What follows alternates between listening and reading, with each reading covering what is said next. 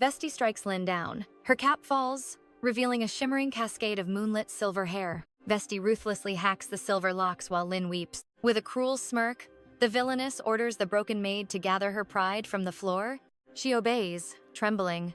With a chilling threat, Vesti demands service. Lin escapes the room, heart hammering in her chest. Vesti is the innkeeper's spoiled daughter, a tyrant who rules their small world. Orphaned and penniless, Lin was trapped in this hell after the innkeeper saved her. She is a slave to chores, guests, and Vesti's every sadistic whim. She works for zero pay. Escape is a dream, but the cruel world outside offers no sanctuary for the weak. She must stay hidden and obedient. In the kitchen, Vesti mocks her again. Lin's frantic touch only smears dirt across her face. "Wash yourself," the girl sneers, her eyes full of venomous disgust. Then, a chilling rumor. Dangerous men are hunting for girls with silver hair. A high-ranking noble seeks a new toy, sparking a cold dread in Lin's soul. Vesti knows the world's darkness better than Lin. In the slums, fate is a cage. You are either a servant or something far worse. Today, Lin feels truly cursed. At the market, Josephine sees the bruises and curses the innkeeper's unending cruelty. Lin insists the beatings have finally lessened.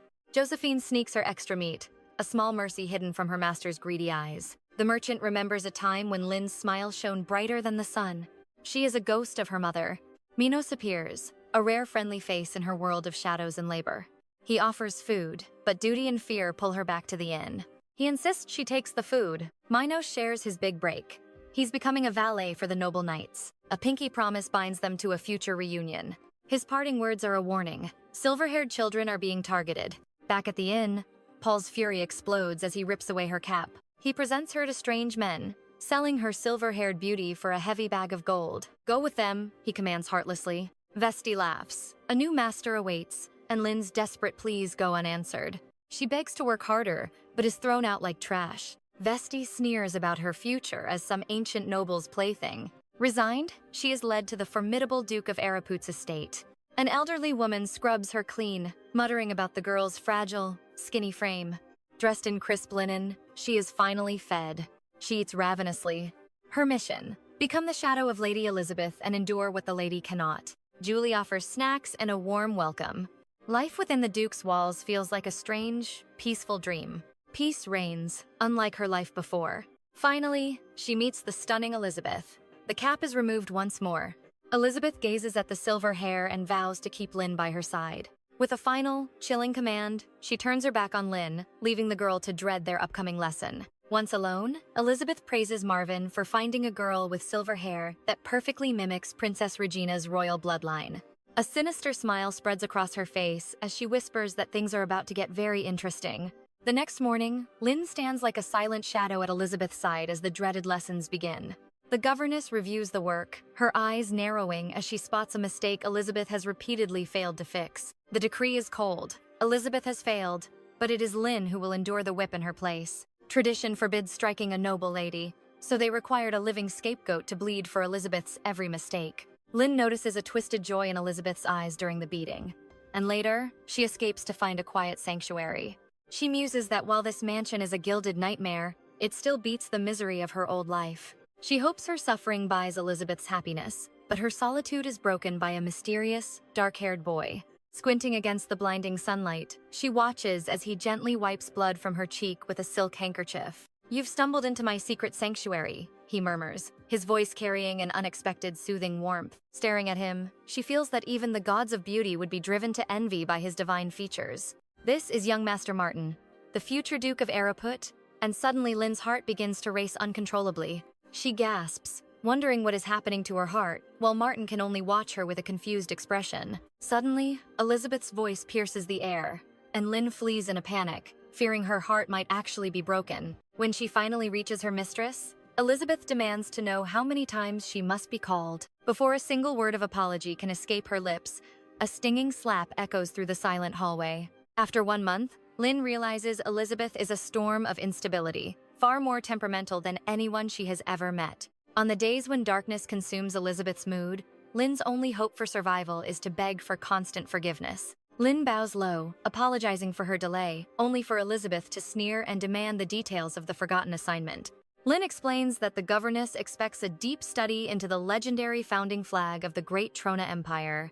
Elizabeth scoffs at the tedious task and sends Lin to the library to gather the necessary historical scrolls. "Fetch the history books," she commands. Initially, Lin was grateful Elizabeth taught her to read, but the truth was darker. She soon realizes literacy was a trap. The more Lin learns, the more of Elizabeth's academic burdens she carries. Still, she finds the weight of the books far lighter than the sting of Governess Luther's relentless whip. Entering the Grand Library, a place that brings her a rare sense of peace, Lin begins her search for history. This archive holds every secret of the Empire, and Lin dreams of spending a lifetime lost within its silent shelves. Perched high on a ladder, she reaches for one final volume, muttering a quiet plea to take just one more. "Take what?" a voice asks. Startled, she loses her footing and falls directly into Martin's strong, protective arms. He apologizes for scaring her, while Lin, completely flustered, can barely find the breath to say she is fine. She retreats with a pounding heart, but Martin stops her, asking if she is researching the flag of Trona. When she mentions Elizabeth's orders, he smiles, remarking that his sister has always been a truly terrible student. Lin begs him to pretend he never saw her, but he ignores her, insisting her selection of books is insufficient. He offers to guide her, and as she agrees, he reaches out to remove her cap, letting her silver hair fall. "Your hair is breathtaking," he whispers, comparing its shimmering beauty to the stars of the distant Milky Way. No one had ever called her pretty. They only whispered in the shadows about a commoner with royal-colored hair. Martin encourages her to hide her beauty no longer, and Lin finds herself mesmerized, agreeing to his gentle request. He finds her far more charming than he imagined, handing her the books while a soft smile plays on his lips. As she departs, he promises to see her hair again, wondering if she is the girl Elizabeth recently brought home. Recalling the scars he glimpsed on her skin, his expression darkens, realizing Elizabeth's cruelty has gone far too far. He finds himself longing for her return. The next day, the governess is shocked by Elizabeth's flawless homework. The work displayed is far too sophisticated, reaching a level of brilliance that Elizabeth has never once achieved before. Governess Luther issues a stern warning. If this happens again, she will report Elizabeth's deceit directly to the Duke.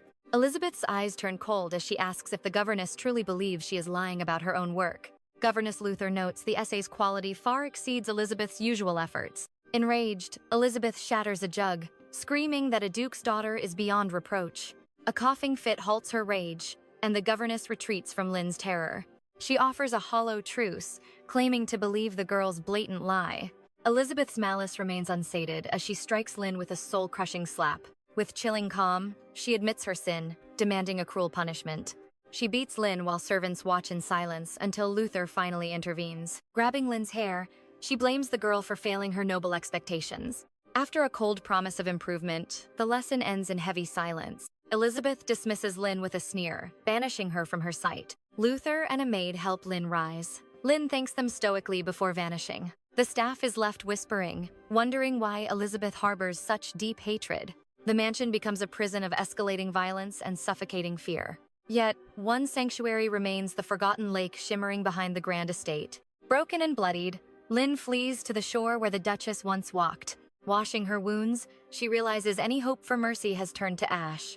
Music. She recalls Elizabeth's venomous words about someone with hair just like hers. Lin realizes she is merely a proxy for someone Elizabeth truly loathes. Despair sinks in, and the future she imagined feels like a cruel joke. She cries out in hate, but a voice from above suddenly interrupts her. Young Master Martin drops down, his eyes narrowing at her bruised face. She tries to hide, but his fury flares when he realizes Elizabeth did this. Terrified of the fallout, Lin begs the young master to keep her secret. He demands a simple nod or shake a silent confession of the painful truth.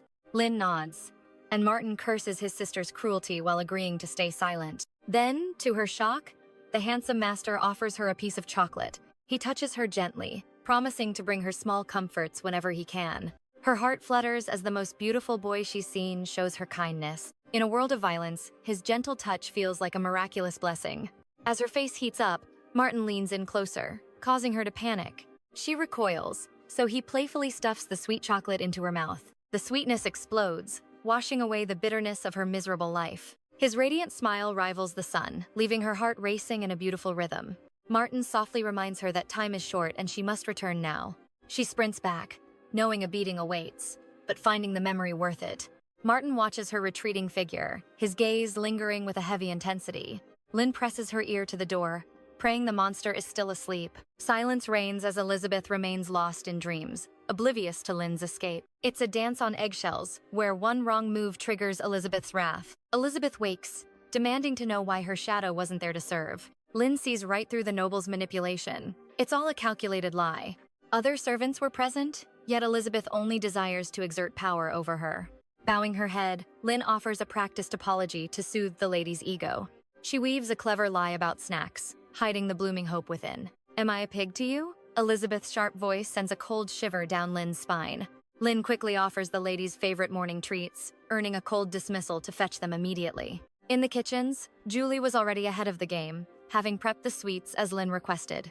Julie slides a treat toward Lynn, but the humble maid hesitates. "Take it, it's too misshapen for royalty." Deeply moved by the kindness, Lynn bows, while Julie curses the lady's legendary, unchecked fury. Word of Lynn's latest bruises had spread. "It was over quickly," Lynn whispers, hiding her lingering pain. Julie watches her go, heart aching. Why must such a pure soul endure the lady's mindless cruelty? Night falls, and Lynn prepares for a dangerous errand. Muriel offers to brave the dark woods alongside her. "I must go alone," Lynn insists, bound by the lady's spiteful decree. Muriel warns of beasts lurking nearby. A prestigious guest is arriving, one with a taste for strawberries. To please him, Elizabeth risks Lynn's safety. Tradition demands a partner for safety, yet the lady's malice leaves Lynn vulnerable and isolated in the dark. Despite the danger, the resilient maid accepts her lonely fate without a word. A tiny hope flickers. Will she see Master Martin? But rumors say his departure for the academy is imminent. Shadows dance and bushes rustle. In the silence, Muriel's warnings about the forest's predators echo in her mind. Terror strikes. Lynn collapses as glowing eyes fixate on her. A desperate scream pierces the quiet night. Close by, the mysterious guest, Philippe, halts his journey. That chilling cry for help was impossible to ignore. Philippe descends from his carriage to investigate. Deep in the brush, Lynn's heart hammers as something draws near. It's just a deer.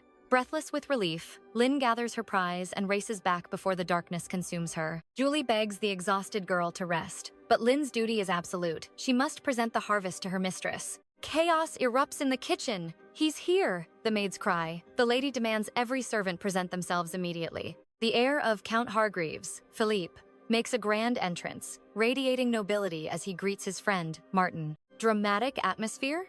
Elizabeth sheds her ice for a flirtatious smile, practically throwing herself at the handsome visitor with feigned longing. "She's desperate for his attention," Muriel whispers. Unlike our brooding Master Martin, Philippe is bright and refreshing. Martine is a storm of raven hair and piercing gray eyes, but Philippe glows like sunlight through spring leaves. As the nobles gather, Philippe's laughter fills the room, expressing his sincere joy at reuniting with his friend. "Did you not miss me?" Elizabeth teases. Philippe charms her effortlessly, calling her the jewel of the household. Her rare laughter rings out until Philippe's gaze shifts. Is that a new maid? The one with the moonlight hair? Lynn's heart stops. To be singled out by a high noble for her silver tresses, it is unheard of. Her unique beauty had become invisible in this mansion, yet Philippe is captivated by a face he's never seen. Fury boils over. Elizabeth slams the table, her face twisting as she barks Philippe's name in a jealous rage. "How can you look at a mere servant when I am right here?" she seethes, her pride deeply wounded. With a playful pat, Philippe soothes the beast. Elizabeth giggles, and the servants finally dare to breathe again. They feast on the very berries Lynn risked her life for, the sweetness hiding the underlying mansion tension.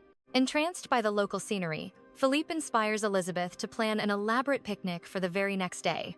Martin tries to intervene, sensing the exhaustion, but Philippe's adventurous spirit won't be dampened by his friend's worry. Elizabeth's excitement spirals into grand plans of horseback rides. "How deep into the woods, sister?" Martin asks. "The heart of the Gist Forest is divine," she claims, revealing she's already used Lynn as her personal scout. "You will lead us, girl." The next morning, a guilt-ridden Muriel can only watch as Lynn is sent off. Temps silence. The heavy burden falls solely on Lynn's small shoulders. To help, Muriel secretly vows to handle Lynn's grueling chores. Under the morning sun, Elizabeth radiates elegance, flanked by two noblemen who look like they stepped from paintings. Seeing her struggle, Philippe reaches out. Lynn flinches away, only to stumble. In a flash, his strong arms catch her. Her heart races, but not from romance. Lynn glances at Elizabeth, praying this accidental touch hasn't sealed her doom. With trembling steps, The silver-haired maid guides the trio deep into the emerald shadows of the Gist forest. Clumsily struggling on the horse, the commoner maid finds a noble hand extended toward her. Trembling, she takes his hand while dreading the storm brewing in the lady's eyes. Amidst the elegant picnic, a scandalous invitation rings out for the maid to join them. She knows her place, yet the lady's icy glare demands a servant's total submission. But the young master intervenes, his gentle words shattering the rigid walls of noble status. Even the haughty Elizabeth is forced to yield to his unexpected, protective authority. For a fleeting moment, she forgets her burdens while listening to dreams of the academy. Seeking a moment of solitude, Lin slips away into the lush emerald woods. Star. She ponders the cruel fate that will soon tear her away from her only light. In this cold, lonely mansion, Martin's presence is the only flame keeping her soul warm. Heart. A chance encounter with him is the precious reward that fuels her weary spirit. Deep in the forest, she finds a sweet gift for the noble she serves. Her peaceful moment shatters as a shrill, venomous voice echoes through the trees. Fury blazes in the lady's eyes, promising a terrifying punishment once they are home. A sudden slip turns into chaos, and Lin sacrifices everything to protect her mistress. Despite her own pain, the humble maid only cares for the lady's safety. But mercy is met with malice as the lady erupts in a violent, jealous rage. The arrival of the young masters forces the villainess to don a saintly mask. With a deceptive smile, Elizabeth offers a hand that hides a deadly, sharp intent. Jealousy poisons the air as the boys focus their worried gaze on the lowly maid. Star desperate for attention, the lady feigns a pitiful injury to reclaim her noble spotlight. Yet Martin's sharp eyes only see Lin's hidden wounds, much to the lady's silent fury. The dumb wench has ruined everything, and Elizabeth's heart turns black with pure hatred. Heart. A chilling whisper warns Lin that the true nightmare begins behind the mansion walls. Star terrified, Lin pushes the man she admires toward the woman who despises her. A triumphant smirk crosses the lady's face as she claims her place beside the noble. The maid can only pray this sacrifice will satisfy the monster's bottomless greed. Suddenly, a firm command pulls her onto the young master's powerful, galloping steed. Pressed against his chest, her heart beats like a trapped, frantic bird. Heart. Every breath he takes against her ear sends an electric shock through her soul. Exhausted, she retreats into the shadows where the other servants whisper of the noble's arrival. Behind her closed door, she finally lets out the breath she was holding. But the night isn't over as she's dragged into a world of forbidden secrets. Weary to the bone, she finds she cannot escape the pull of maidservant gossip. Heart. Bound by a debt of kindness, Lin follows her friend into the moonlit darkness. In the flickering candlelight, a scandalous tale of garden romance begins to unfold. A story of a stolen rose and a promise made under the summer stars. A humble gardener asks for a hand in marriage, sparking dreams of forever. Heart. A tender touch, a stolen breath, and the first taste of a forbidden kiss. While the others giggle, Lin wonders about the mysterious magic of such a touch. As the descriptions grow vivid, Martin's face flashes unbidden across her racing mind. A strange, sweet curiosity begins to bloom in the garden of her innocent heart. The feeling of warmth and fuzzy dreams remains a mystery she longs to solve. Heart. She closes her eyes, wishing her first taste of love would be with him. At sunrise, Lin hauls a massive bouquet toward Elizabeth's room, the weight of the blossoms straining her fragile frame. Though she survived the picnic's aftermath, Elizabeth now sulks in bed, pretending a fractured ankle keeps her captive.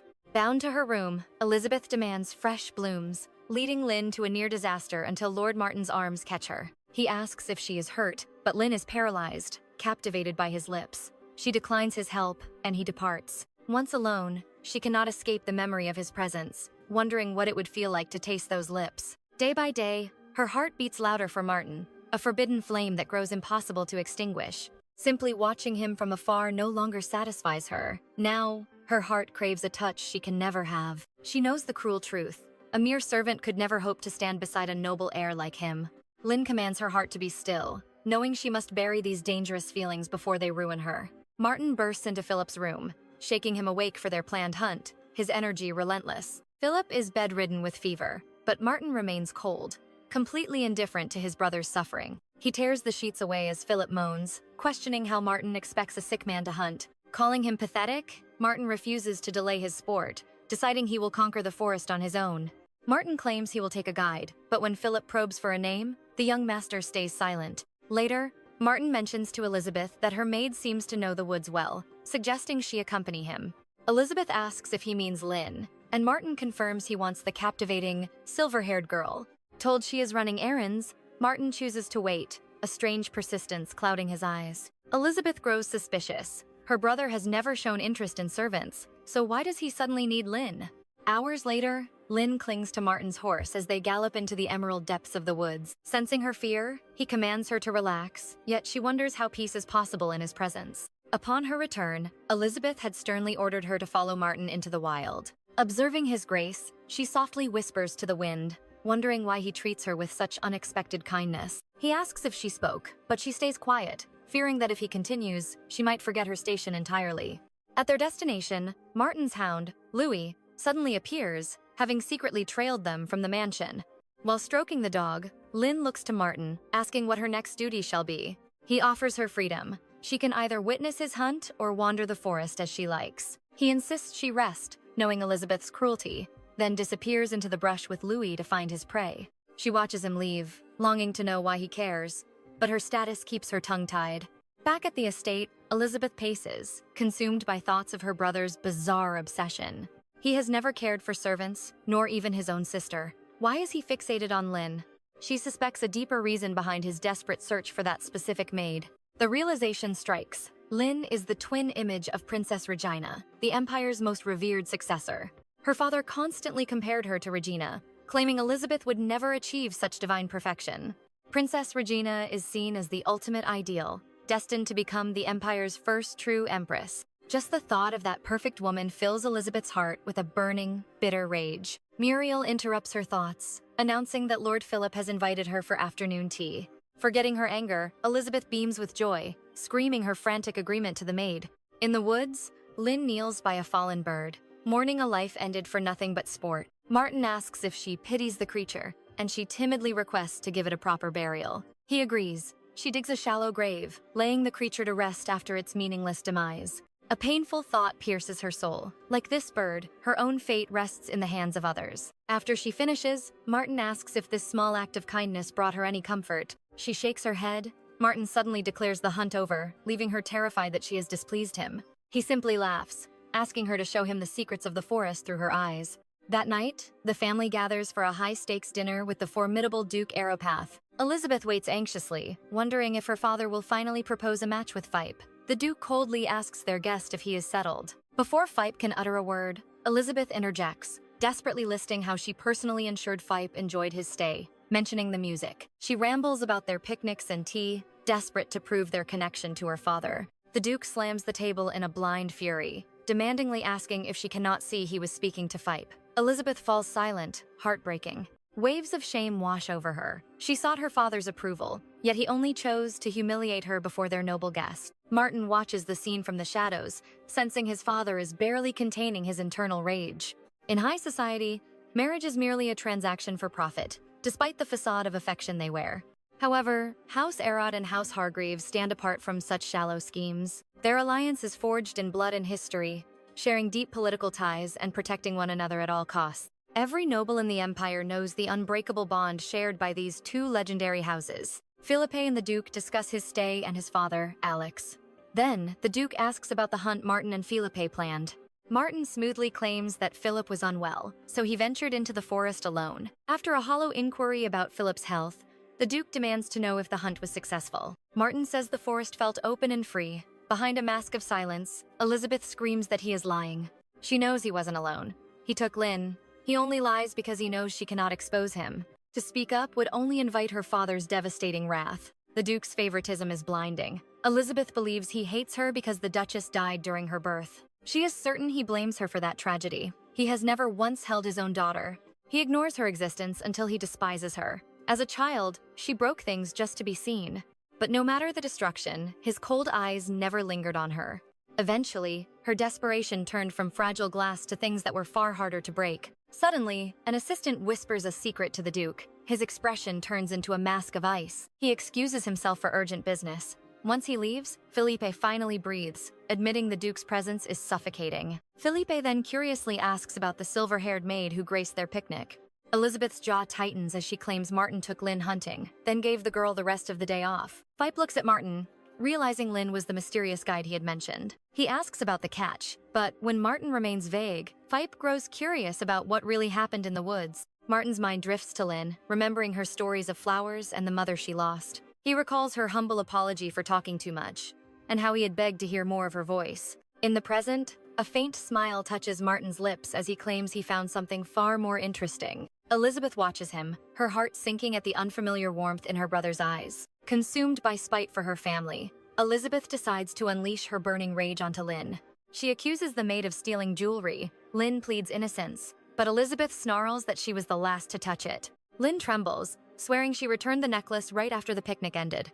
Elizabeth demands if Muriel shares a room with the thief, then orders her to lead the way for a search. Muriel hesitates, stammering that they need permission from the headmaid first.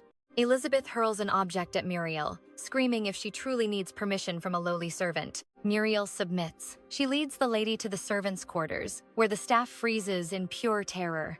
A heavy sense of dread fills the air as they realize a storm is coming for the girl. Elizabeth kicks open a door, catching two servants off guard in their private sanctuary. Muriel cries out that it's the wrong room. Elizabeth snaps, striking Lin and shoving Muriel aside with violent force. The atmosphere turns lethal as the noble's cruelty knows no bounds. She seizes Muriel by the throat, demanding the thief's location. Annie flees to find Julie, the head maid. Julie is stunned by the accusation. She knows Lin is a soul of pure honesty. She calls Lin hardworking and loyal, while Annie desperately insists that the girl is innocent of any crime. Julie silences the debate. In this mansion, the opinions of servants are nothing more than dust. Music! In the servants' quarters, Elizabeth's rage explodes, dragging Lin by the hair as she begs for mercy. Julie intervenes with a sharp command, ordering the young lady to release her prey at once. Elizabeth recoils. How dare a maid command her? Yet, Julie has served since the day Elizabeth was born. Music. Looking at her, Julie mourns. If the Duchess had lived, perhaps Elizabeth wouldn't be this cold monster. Perhaps she wouldn't have become the living nightmare that haunts every servant in these halls. Elizabeth snarls that if Julie were competent, no lowly maid would ever dare touch her things. Julie calmly suggests involving the Duke. At that, Elizabeth's arrogant posture suddenly freezes in fear. If her father hears, Lin is finished, and Elizabeth will sink deeper into the shadows of his disdain. Panicked, Elizabeth pivots. She orders Lin imprisoned in the East Room until her spirit is properly broken. No need to tell father, she sneers, masking her terror with a facade of twisted generosity. Julie must obey, leading the weeping girl away as Lin's cries of innocence echo down the corridor. Once inside the room, Lin desperately tells Julie that she never touched that necklace. Julie offers a soft gaze, whispering that she knows the truth, but for now, they must endure. She promises to return once the young lady's childish storm has finally passed. Though shaken, a spark of hope flickers. Music. At last, someone finally believes in her. As the days crawl by, Muriel sneaks in, bringing small comforts to keep Lin's heart from shattering. Ironically, isolation is a sanctuary away from the lady. Music. Soon, Lin returns to her duties. The truth surfaces: the missing necklace was lodged in Elizabeth's own jewelry box all along. Elizabeth casually mentions finding it, yet still blames Lin for the ordeal. No apology is offered. Music? In that silence, Lin realizes her honor means nothing in this house of cold nobles. She is merely a disposable housemaid. Music? A scapegoat with nowhere else left to run. The next morning, Muriel meticulously styles Lin for her day off, wanting her to look perfect.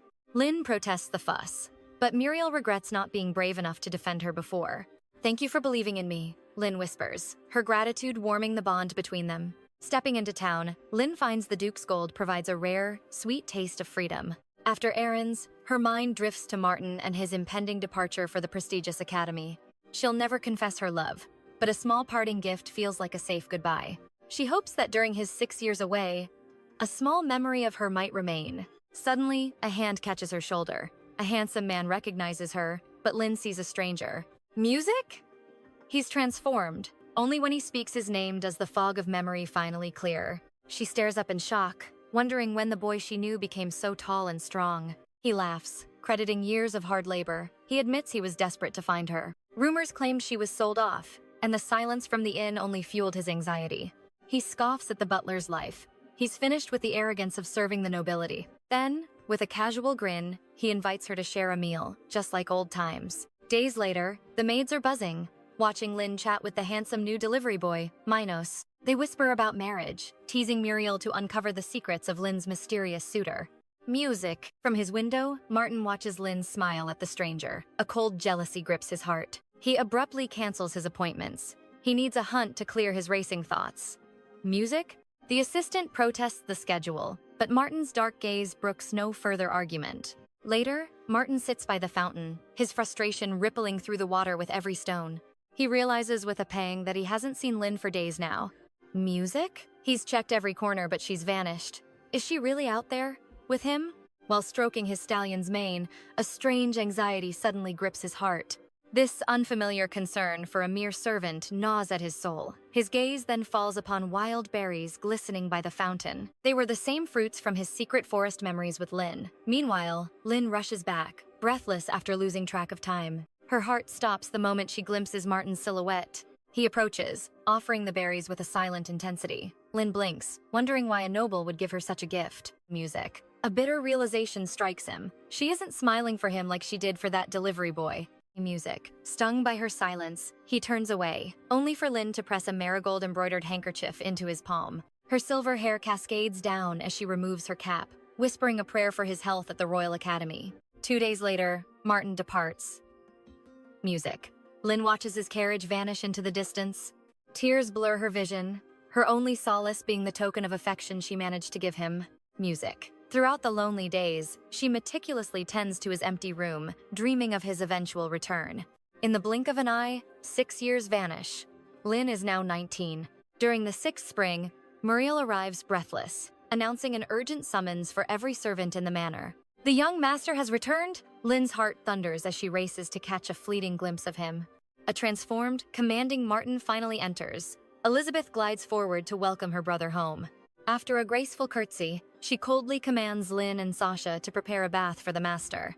Sensing the venom in Elizabeth's gaze, Lin vows to tread carefully around the lady of the house. While readying the water, Sasha swoons over Martin's overwhelming handsomeness. Lin nods, her voice barely a whisper. Does he still remember her? Music. Turning with fresh towels, she nearly crashes into a bare-chested Martin. Both maids gasp in sheer shock, stammering out desperate apologies for their intrusion. Martin's voice is cold as he dismisses them. Lin's soul withers. He truly has forgotten her. The next day, the elite of the Empire gather for a grand banquet, the first in years. Guests whisper about Martin's brilliance and lethal charm, noting he is now the Empire's most eligible bachelor. The Duke has decreed a lavish celebration spanning 3 full days. Day 1 begins with marksman trials for the lords and an elegant garden social for the ladies. From the 2nd day, the true festivities commence as the entire nobility gathers together. Beneath the garden shadows, the staff murmur about the crushing weight of such an extravagant affair. Amidst the sea of guests, Martin remains the undisputed center of gravity. Music. Noblewomen swarm him like hungry sirens, while Elizabeth watches with a masked, burning resentment. She dispatches Lin on a trivial errand, but as the maid turns, Elizabeth prepares a cruel trap. Lin sprawls forward, sending tea directly onto Lady Bedford's exquisite gown. The noblewoman's fury explodes, her screams drowning out Lin's frantic, tearful apologies. The crowd's judgment ripples through the garden like a cold wind. Ass music. Suddenly, Martin's presence looms. He speaks Lady Bedford's name, and her rage instantly evaporates. She fawns over him, offering a sugary apology for the clumsiness of his common servant. With a coy smile, she hints at the legendary gown hidden in Elizabeth's private collection. Martin expertly traps his sister, suggesting Elizabeth would be honored to show off her priceless, unique treasure. Gasps erupt. It's the fabled dress that even royalty could never lay their hands on. Elizabeth's smile is a brittle mask for the murderous rage simmering in her heart. Music. That dress was her pride, yet she is forced to yield. Once they depart, Martin faces Lin. Lin offers a trembling, whispered apology. He leans in, whispering her name with a tenderness that makes the world stop spinning. He remembers? Before she can respond, Muriel whisks her away to safety. Music. Her feet feel like clouds as his voice echoes in her mind, repeating her name. Inside the manor, Elizabeth's composure finally snaps, her jealousy erupting into a dark obsession. She screams in fury, destroying everything. That dress was her masterpiece. It was meant for the princess, yet now a rival parades it shamelessly. Lady Bedford steals the spotlight in Elizabeth's gown, enchanting the entire ballroom. Elizabeth watches in icy silence. Lin gazes at the popular Martin, knowing he lives in another world. She nearly crashes into 𝒀𝒏𝒈, who knows her only as a lowly maid. He offers her sweets, but she maintains her professional distance with a bow. He leaves to find the young master's side. Martin moves to the tragic guest house. Lin vows to love him from afar. Perhaps it is safer if their paths never cross. Muriel whispers dark rumors regarding the guest house's scandalous new atmosphere. Since Martin arrived, the house has been drowned in late-night chaos. Nobles gather there, lost in wine and loud laughter. Lin wonders if the academy turned her childhood friend into a cold stranger. A woman dances atop a table while the drunken crowd cheers wildly. Martin sits alone, a shadow amidst the madness. The bold Elena flirts with him, but he answers with cold indifference. She probes his past, sensing the darkness within him. Drunken men interrupt them, and Elena vanishes back into the rowdy party. Martin stares into his wine, drowning in his own isolation. He is burying a family secret hidden within a forbidden letter. The letter reveals a scandalous affair and Elizabeth's true, illegitimate bloodline. The truth haunts him. Martin desperately prays for a savior. The tension thickens. Elizabeth seethes, claiming Martin's seclusion ruins her chance to see 𝒀𝒑. To gain her father's favor, she sends Lin to spy on him. Lin's heart hammers as she accepts the dangerous task. Spying from the shadows, Lin sees a mysterious woman by his side. A man grabs her. Her scream alerts the entire house. Martin intervenes with cold fury, driving the attacker away instantly. His gaze pierces her as he demands an explanation. She explains her mission while Elena notices Lin's royal resemblance. Martin drags her inside, challenging her hidden desires. He silences her panicked apologies with a sudden, passionate kiss. He kisses her again, mocking her for not running away. Lin remembers the scandalous whispers about what happens at night. He warns her that things are about to go much further. Her heart races with fear and forbidden longing. He is a future duke, making this her only chance at love. For once, she chooses to follow her heart into his bed. She consents, trembling as she confesses her innocence to him. He smirks with jealousy, claiming her as his own. Though unnerved, Lin surrenders herself to the moment's heat. Their union is a fleeting dream, a spark of warmth in a cold world. The morning light reveals a pale and shaken Lin. I simply started my duties early, Lin lies, masking her heavy exhaustion. Muriel offers a warm hug, blissfully unaware of Lin's secret midnight disappearance. The memory of her night with Martin burns, yet she prays it fades. Determined to forget, she works until Elizabeth asks about her brother's health. Lin's reply causes Elizabeth to crush a rose until blood drips from thorns. "Leave me," Elizabeth screams, striking Lin's face with a stinging, hateful blow. Lin welcomes the physical pain, using the abuse to distract her mind.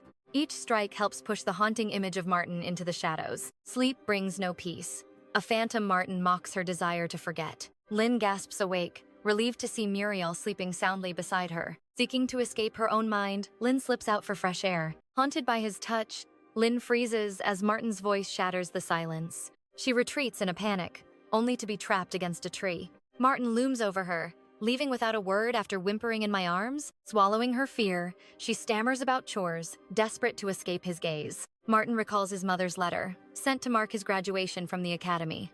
It revealed Elizabeth isn't the Duke's daughter a secret. The Duke surely knows. To protect her, Martin must seize the title before the truth explodes. If the Duke acts first, Elizabeth will be discarded like common trash. Once the scandal breaks, noble tongues will wag with a merciless hunger. He commands her to come nightly, weaving a dark and dangerous plan. A massive, disgusting scandal is the perfect weapon for his master plan. Lin recalls a forbidden novel about a maid and her noble master. Their love was a tragedy, a bridge between worlds never meant to touch. When the noble mother discovered them, she cast the girl into dungeons. It was a story of ruin, and Lin fears it mirrors her future. Looking at him, Lin realizes the kind boy she knew has vanished. He claims he is doing this simply because he finds her interesting. Her heart wonders if he means love, but he crushes that hope. "You're just a new toy," he sneers, ending her foolish romantic dreams. To him, she is no woman to love, only a doll to discard. She claims they'll be caught, but Martin doesn't flinch at the obstacle. "I'll handle it," he murmurs, commanding her to show up every night. Back at the quarters, Lin listens to Muriel while her soul fractures. Her mind races, searching for any way to avoid the guest house. Suddenly, Julie announces Lin must move into a private guest house room. Time stands still as Julie whispers that the order came from Martin. Julie eyes her suspiciously, wondering why the master chose Elizabeth's maid. Lin feigns ignorance, while scandalous whispers spread like wildfire through the staff. Hiding her fear, Lin makes the lonely trek to Martin's room tonight. The door swings open, and Martin drags her into his dark world. News reaches Elizabeth, sparking a dangerous fire in her eyes as she plots. 3 weeks pass in a blur, leaving Lin a hollow, exhausted shell. She wonders if she should have begged for help instead of submitting. But the fear of Martin's reaction holds her captive in this fate. Telling the truth would brand her a schemer, a lowly maid plotting to seduce the young master. Though she finally held Martin's gaze, her heart remained a hollow, aching void. She was haunted by the crushing reality of being nothing more than a plaything for his desires. Shaken, she headed to the main estate to begin her morning duties. While the servants gossiped over the Duke's leftovers, Lin ate in the shadows of her own isolation. Suddenly, a jealous maid drenched her in water, accusing her of seduction while mocking her status. Julie intervened with a sharp command, reminding the staff that bullying was strictly forbidden under her watch. The bully merely smirked, feeling entirely justified in tormenting the girl who caught the master's eye.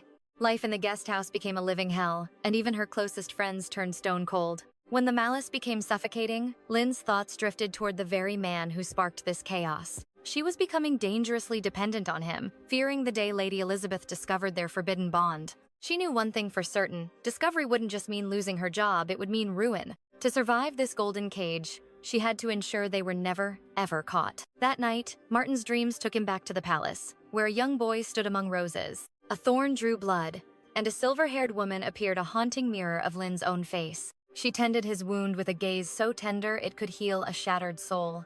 He awoke, gasping, haunted by the long-forgotten warmth of Empress Arpe's embrace. She was the sole person who showed him kindness after his mother's tragic passing. Was he chasing her ghost through Lin? A soft knock interrupted his thoughts. His maid had arrived. In the dim light, she looked fragile, her eyes shimmering with the weight of unshed tears. She collapsed into his arms, desperate for his touch to drown out the day's misery. He was the architect of her suffering, yet his embrace was the only sanctuary she had left. But a spy was watching. The bully spotted her and raced to spill everything to Elizabeth. Seeking a momentary escape, Lin left the estate to meet the one man who understood her, Minos. With him, the mansion's tension vanished. Their rare visits were the only treasures she possessed. He brought a feast, but his keen eyes immediately spotted the exhaustion etched onto her pale face. "Is it a man?" he teased, though his sharp intuition sensed a much darker storm brewing. Minos had an uncanny ability to read her soul, seeing right through her fragile facade. He warned her that men were beasts who used the word love as a dangerous trap. Lin was too busy devouring the sweets, her hunger speaking volumes of her recent hardships. A small laugh escaped him. He was relieved to see her at least maintaining her strength. He vowed to punish her tormentors, making Lin realize how long it had been since someone truly cared. Back at the estate, Martin released his arrows with lethal precision, hitting every mark with cold focus. Yet, his mind was plagued by the memory of the dark bruises marking Lin's porcelain skin. She had brushed it off as a workplace accident, but he knew better than to believe her. For the first time, his aim faltered. Was Elizabeth the one behind this physical torment? No. His fiancée was cold, not violent. It had to be the jealous servants lurking in the halls. Their venomous whispers were everywhere. Why wouldn't Lin just come to him for protection? Then he saw her at the gate, smiling at Minos with a warmth she never showed him. Jealousy burned like ice. Why did she reserve her most beautiful smiles for that commoner? That night, Elizabeth tried to seduce him, her fingers tracing the buttons of her gown.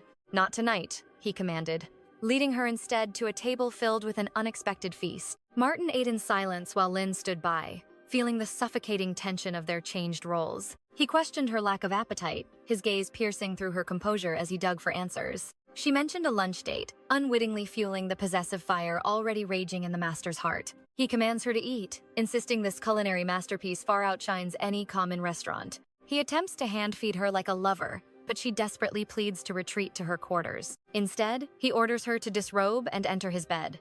Heft her heart, he quickly joins her beneath the sheets. Later, Martin gazes at the sleeping girl, reflecting on this unplanned night of intimacy. Her face triggers memories of their first meeting, when Elizabeth demanded a maid like a new plaything.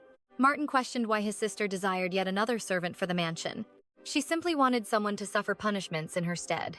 Behind her doll-like beauty lay a monster. Soon, the frail and tiny Lin arrived. Hiding in the trees to escape his attendants, Martin once discovered a girl snoring below. Heart, it was Lin. He leaped down, captivated by her peaceful, sleeping form. He saw tear-stained lashes and hair glowing like royal silver under the midday sun. Struck by her noble features, he wondered if she shared the blood of the Empress. Even now, an invisible thread seems to pull his soul toward her. Heart.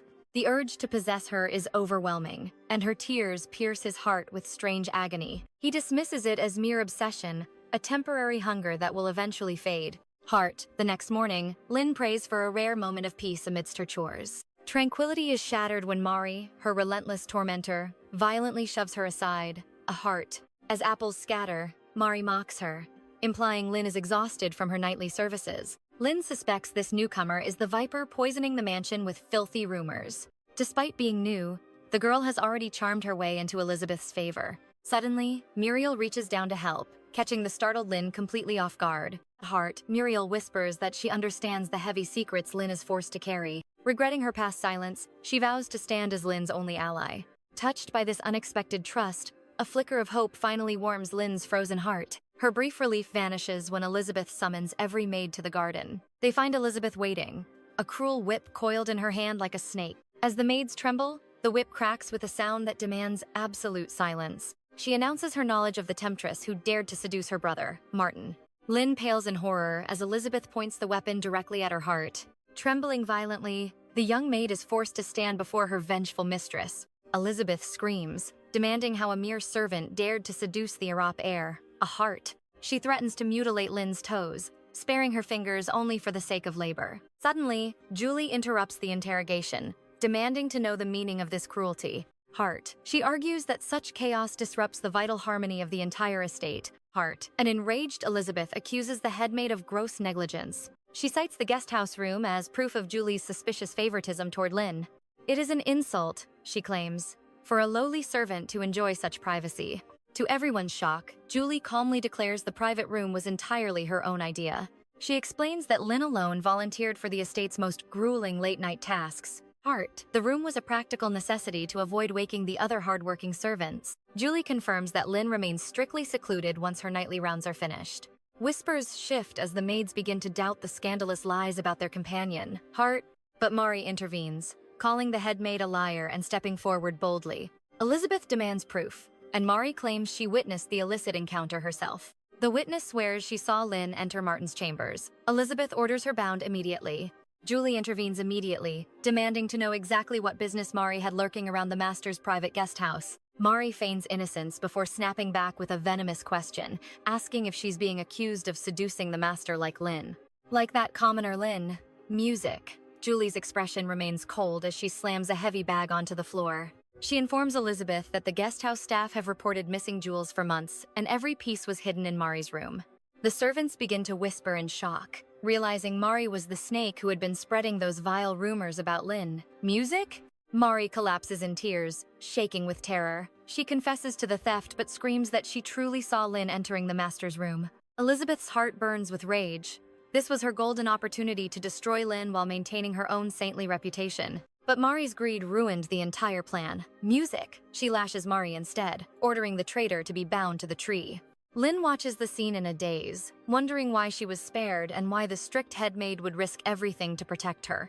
Music. Following the scandal, Mari is banished. The other maids quickly swarm Lin, desperate to beg for her forgiveness. One maid offers a peace offering of freshly baked pie, but the mere scent of it makes Lin's stomach turn with sudden nausea. A maid stares in suspicion, whispering the word morning sickness. Another quickly jumps in to defend Lin, claiming the rumors were lies. 𝒂𝒔𝒕𝒉 music. The girl who mentioned the pregnancy quickly retracts her words, adding that a simple stomachache doesn't always mean a secret child. The others agree, blaming Lin's condition on extreme stress and offering a doctor. But Lin insists she is perfectly fine. Within the privacy of her mind, terror wars with a strange, flickering spark of excitement she cannot explain. Meanwhile, Julie reports to Martin that the rumors are dead, just as he commanded. She silently senses the hidden passion between them. Music. Having known Martin since his birth, she has never seen the cold young master show such obsessive interest in anyone. Still, she reminds herself that a master's private affairs are his own, and her duty is to guard those secrets forever. Later that evening, Martin sits for a tense tea session with his high society friends, Philip and Elena. Philip notes the estate's reputation for scandalous midnight parties and asks Elena why she didn't try to restrain Martin's wild behavior. Elena dismisses the concern with a laugh, blaming the cocktails and noting that Martin hasn't thrown a gala in quite some time. When Philip asks for the reason, Martin coldly states he simply lost interest, then questions why they came to pry into his life. Philip reveals he will soon ascend as the new count because his father's health is failing and the end is near. Once he takes the title, their meetings will become rare. Elena adds that she will soon begin her practice as a women's physician. Music. It took immense effort to win her father's approval, especially since a female doctor is such a scandalous new concept. Music. Back at the guest house, Lin gazes at the priceless jewel Martin gave her, feeling lost on how to handle such a gift. Music. She hides the gem the moment she hears her name, remembering her heart-pounding confusion when he pressed it into her hand. She couldn't find the strength to refuse him, especially since his expression was so suffocatingly serious in that moment. Later, Lin and Muriel are forced to accompany Lady Elizabeth on a formal visit to the prestigious Bedford estate. As the noblewomen talk, Lady Bedford mentions a marriage proposal her family received. Lin's heart practically stops in her chest. Elizabeth smoothly notes that the Count believes Lady Bedford would make an ideal daughter-in-law. Lin's pulse begins to race with dread. Are they discussing a marriage between Lady Bedford and Martin? She knew he must marry, but this reality feels far too sudden. She realizes that if a wife enters the picture, those secret midnight visits to his room will finally have to end. She tells herself to feel relieved, yet the agonizing thought of Martin holding another woman makes her blood run cold. Muriel notices Lin's sudden pallor and sweat, asking if she is ill. Music. Lin wipes her brow, claiming she is just fine. She is far from fine. Hearing that Martin might belong to someone else hurts 1,000 times more than she ever imagined. Back at the mansion, Philip and Elena walk toward their carriage, while Philip admits his growing concern for Martin's mental state. He grumbles that Martin now only hunts or drinks in isolation, a dark shadow of the brilliant man he was at the academy. Elena shrugs the concern off, suggesting that perhaps a marriage is exactly what he needs to tame his reckless spirit. On their way out, they encounter Elizabeth returning with her maids. She offers tea, but they decline as they are already departing. While Philip speaks with the mistress, Elena's sharp eyes remain fixed on the maid standing silently in the background. Music. She recognizes her as the girl she saw with Martin outside the guest house. Once Elizabeth leaves, she asks Philip about her. Philip explains that Lin is just a common housemaid with silver hair, a fact that leaves Elena visibly stunned and suspicious. She wonders how a mere servant could possibly possess the shimmering silver hair reserved only for those of royal blood. 𝒀𝒏 dismisses it as a mere coincidence, given the princess's status. Still, Ella's mind remains haunted by suspicion. A silver-haired commoner is a rare sight indeed. She wonders if that shimmering hair is why Martin craves Lin. That night, their intimacy is shattered as Lin recalls Lady Bedford gushing over her upcoming wedding vows. Music. She bolts upright, startling Martin. With a trembling voice, she asks why he gave her such priceless jewels. He claims they suit her beauty, but she insists such treasures are far too grand for a servant. Martin pulls her back into his heat, urging her to stop worrying and simply lose herself in him. Then Lin asks the forbidden, what if she conceives? Martin freezes as his mother's tragic letter flashes through his mind. His grip turns bruising as he snaps at her. He coldly declares that such a thing will never happen. When she dares to persist, his composure shatters. He roars that there is absolutely zero chance of a child. He snarls that the 𝒂𝒂𝒕𝒉 bloodline has no need for bastards. He then banishes her, forbidding the topic forever. Music. By dawn, Muriel notices Lin's waning strength. Lin hides her suffering, claiming it is only simple fatigue. Muriel urges her to rest, but Lin insists she is fine. Suddenly, her strength fails and she stumbles. Elizabeth watches with cold disdain. Music. Muriel quickly explains that the maid's health has taken a turn for the worse. Clicking her tongue at the inconvenience, Elizabeth commands that the girl be dragged to a physician immediately. Within the clinic, the doctor delivers the life-altering truth. Lin is officially carrying a child. On the silent ride back, Muriel probes for the truth. Lin crafts a desperate lie, blaming a seasonal cold. Music. In reality, she is 2 months pregnant. The doctor's words about nutrition and her husband echo painfully. She had lied that the father was working. The doctor urged her to bring him along next time. She wonders when her secret will show. Martin sees her body every night. He will surely notice first. Music. Alone since her mother's death, this tiny life feels like a miraculous second chance at having a family. Knowing they would steal a noble's babe, she vows to vanish. She will protect her child at any cost. That night, Lin plays the greedy lover, begging Martin for more glittering, expensive treasures. Martin is baffled by her sudden materialism. He senses the shadow of a woman who is preparing to flee. To hide her tracks, Lin simply embraces him, whispering hollow words of affection to drown his suspicion. As weeks pass, her silhouette softens. She stays clothed during their trysts while he unknowingly funds her escape. She hoards every jewel in silence. Each sparkling stone is a ticket to a future far from this house. She refuses to let her child suffer the soul-crushing stigma of being born a nameless bastard. Survival requires a fortune. One night, after their fire fades, Lin begins to dress with frantic haste. Martin asks her to stay longer, reminding her that tomorrow is her scheduled day of rest. Music. She declines, citing a doctor's visit. When he offers to come, she recoils, fearing the wagging tongues of scandal. Music. He relents and offers his private carriage. Lin rewards him with a small, deceptive smile of thanks. Martin sees her smile more often now, but a chilling intuition tells him something is fundamentally wrong. At sunrise, Lin packs her life away. Rushing out, she nearly collides with a startled Elena. Elena grabs her arms to steady her. Suddenly, the older woman's expression pales with a shocking realization. Lin asks what's wrong, but Elena stays silent. Music. She watches the girl vanish, doubting her own sharp instincts. Once in town, Lin barters the Duke's gifts. The jewels fetch a price far beyond her wildest dreams. Now, the final hurdle remains. She must find a way to lose the Duke's coachman before she disappears. She creeps toward the village exit but hides from the driver. Suddenly, a hand strikes her shoulder. It turns out to be Minos. He looks delighted to see her, but Lin feels only the mounting dread. He insists on a parting tea. Thinking this is their final encounter, she reluctantly agrees to the delay. Inside the cafe, Lin is a ghost. Minos's voice fades into the background of her racing, panicked thoughts. He speaks of the harsh docks, then his gaze sharpens. He asks why she looks like a fugitive on the run.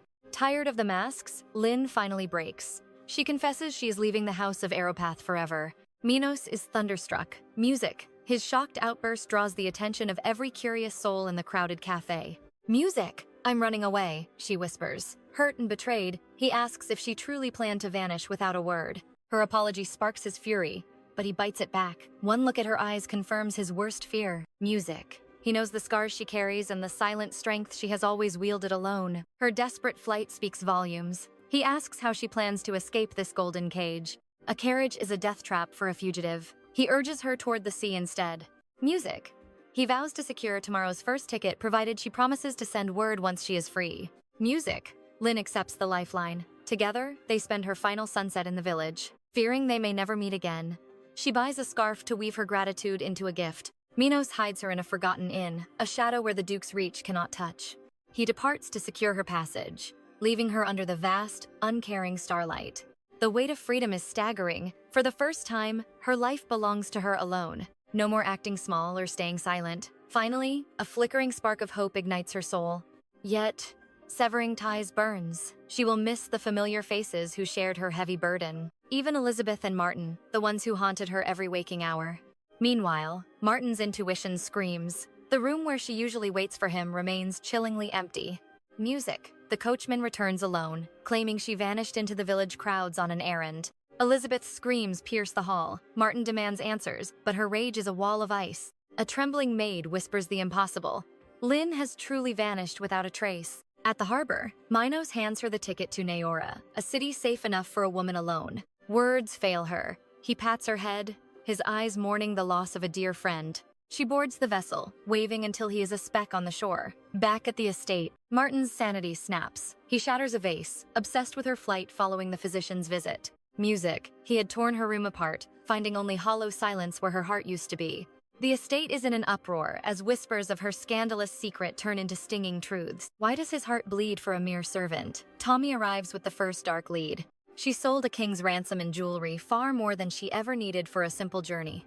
Music. He recalls her unusual request for gems. Rage blazes as he commands Tommy to begin the hunt. Arguments are useless. Find her and drag her back. He roars, the obsessive predator awakening. He vows to scour the earth for his prize. Music. On the ship, Lin eats in silence. Seeing a mother's love, she whispers the word mom. It echoes like a thunderclap. The concept of motherhood was a foreign dream, a life she never dared to imagine. She realizes her heart has been a hollow shell, despite the kindness of the few she knew. This child is her world now. Meanwhile, Duke 𝒂𝒔𝒕𝒉 returns from the capital's shifting tides. The emperor fades, and the shadow of Princess Regina's coronation looms over the empire. The Duke praises Regina's sharp mind, a queen who will rule with iron and wisdom. He sneers, asking if his pathetic son has finally abandoned his foolish obsession.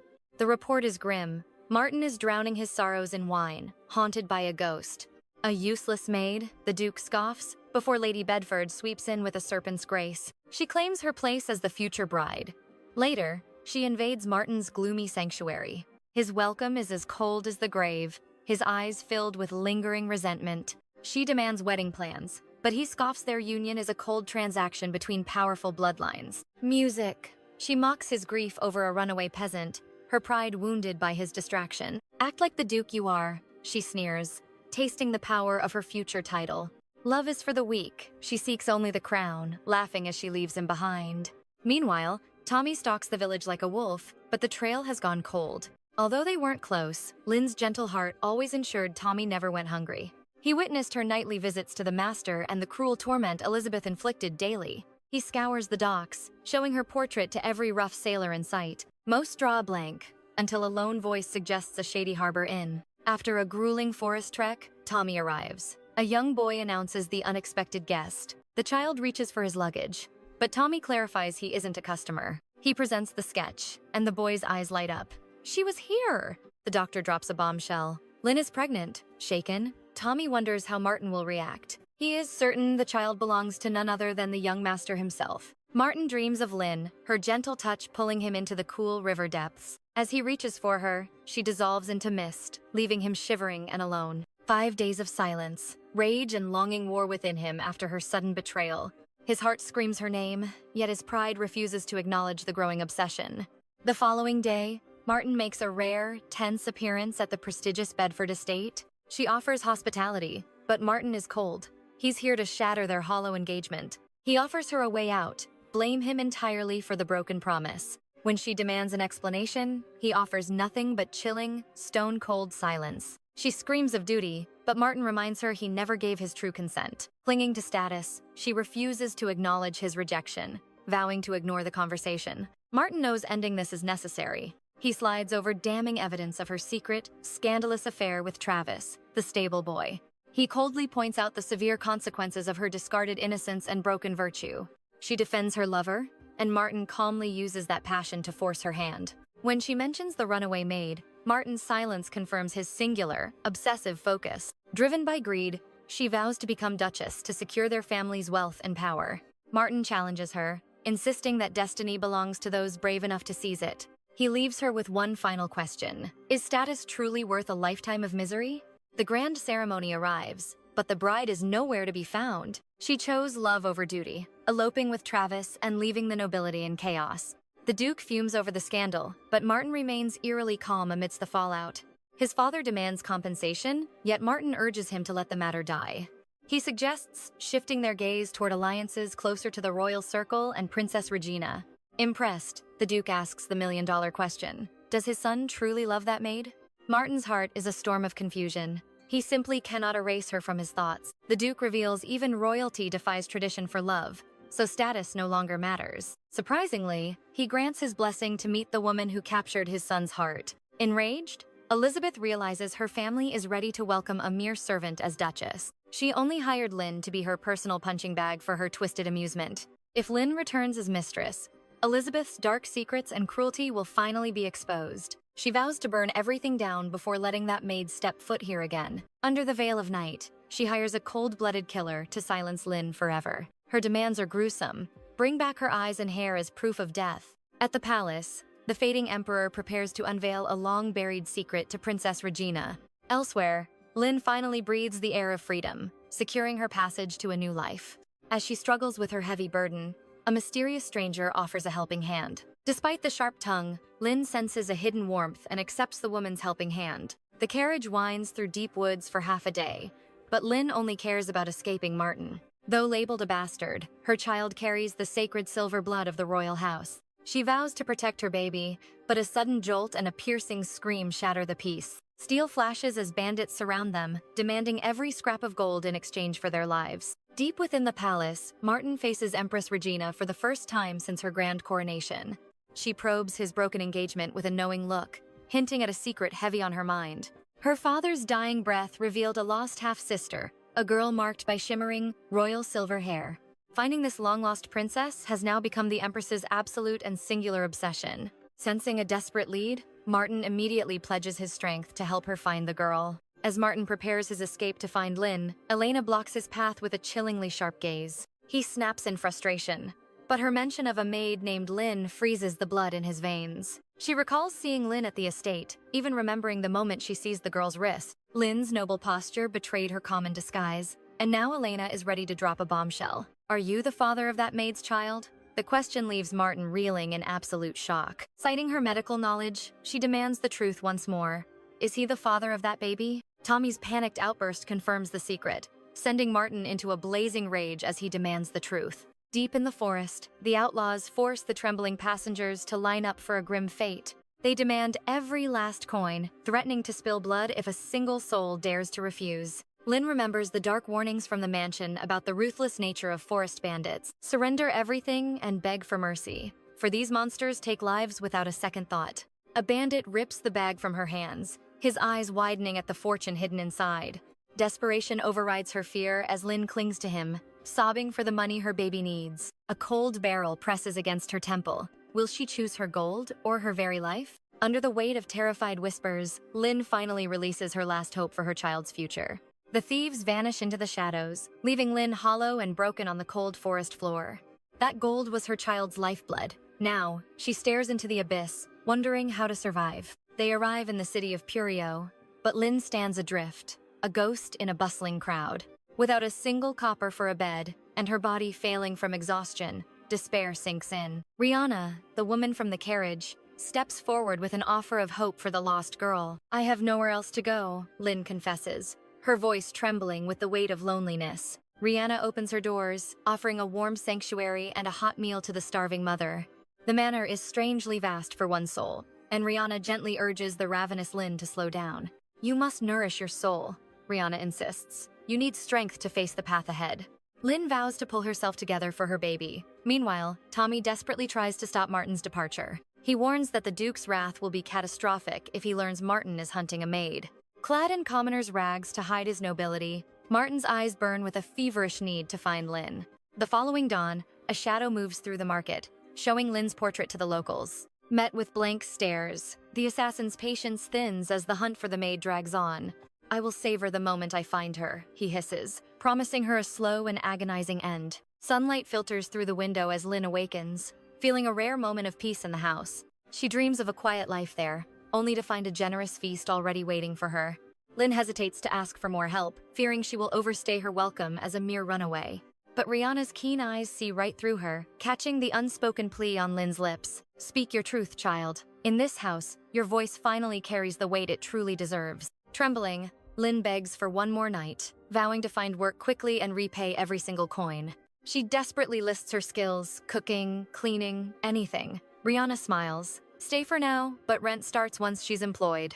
With a gentle nod, Rihanna offers a heartfelt blessing for her upcoming search. 7 days later, a child crashes into Martin. The once cold noble gently lifts her, soothing her tears. As they depart, the mother stares back, mesmerized by Martin's prince-like aura and striking grace. Tommy brings grim news. No sign of Lin here. Martin commands they strike out for the next town.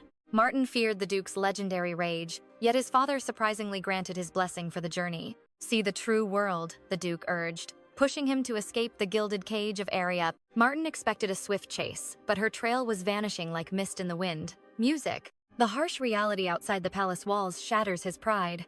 Every village humbles his noble soul.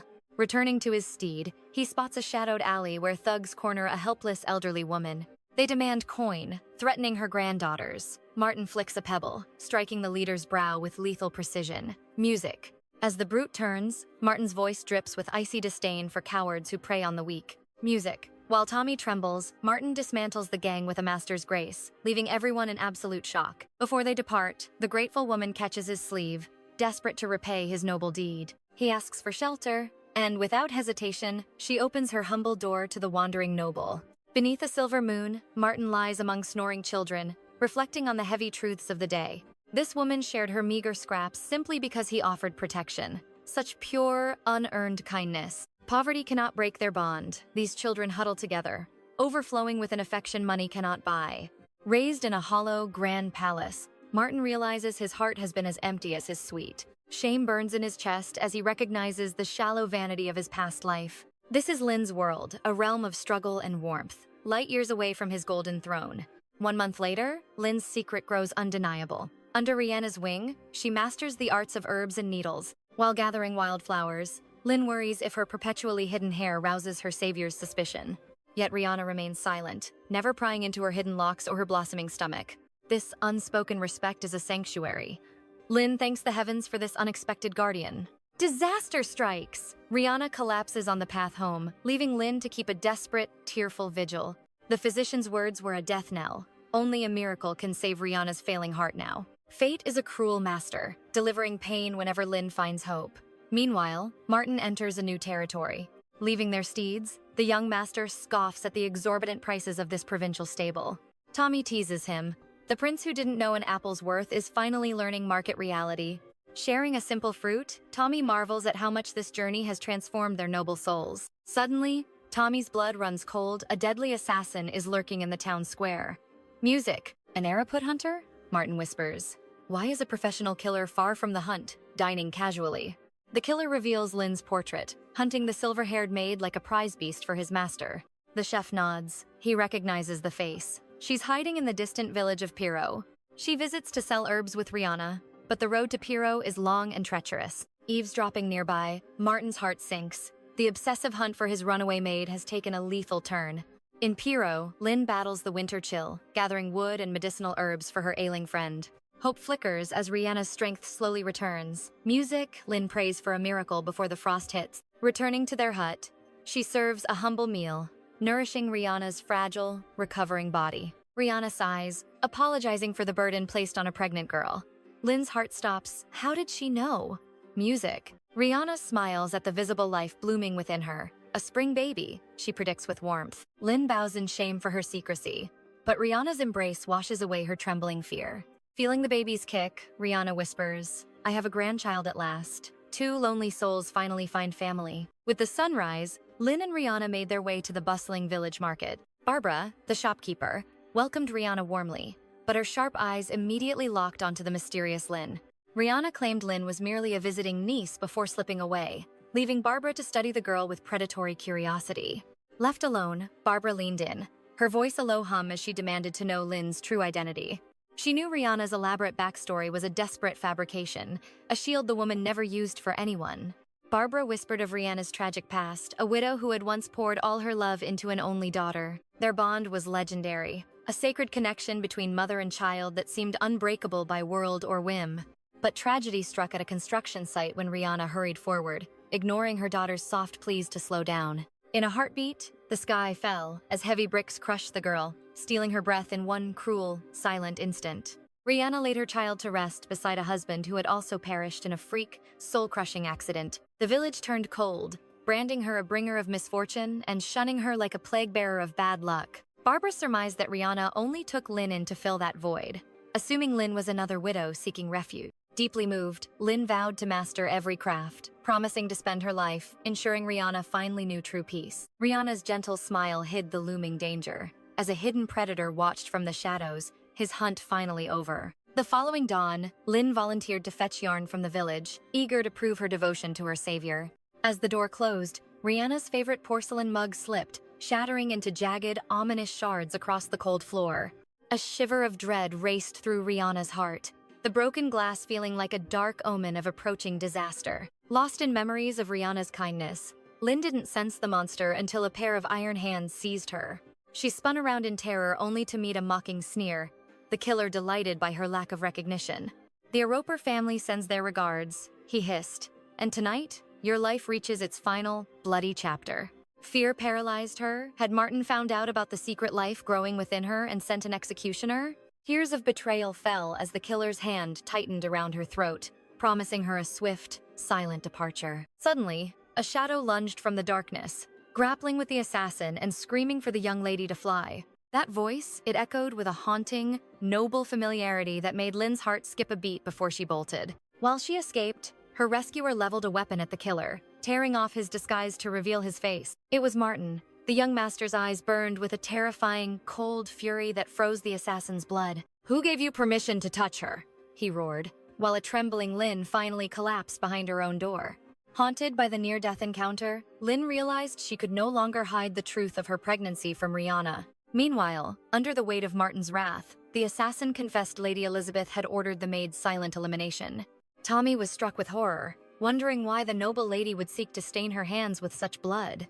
Martin saw the pieces fall into place. Elizabeth knew of the child and saw Lin as a threat to her status. With a cold efficiency, he bought the killer's silence with a fortune, ensuring he would disappear from their lives forever. As the assassin vanished, Martin began to pack, shocking Tommy with his sudden decision to leave without a word. He pictured Lin's radiant, joyful smile, the kind of light he had never seen within the cold mansion walls. It was a bitter realization. His noble world was the poison, and he was the source of her deepest misery. Taking her back would be like clipping a bird's wings, he whispered, choosing her freedom over his own obsession.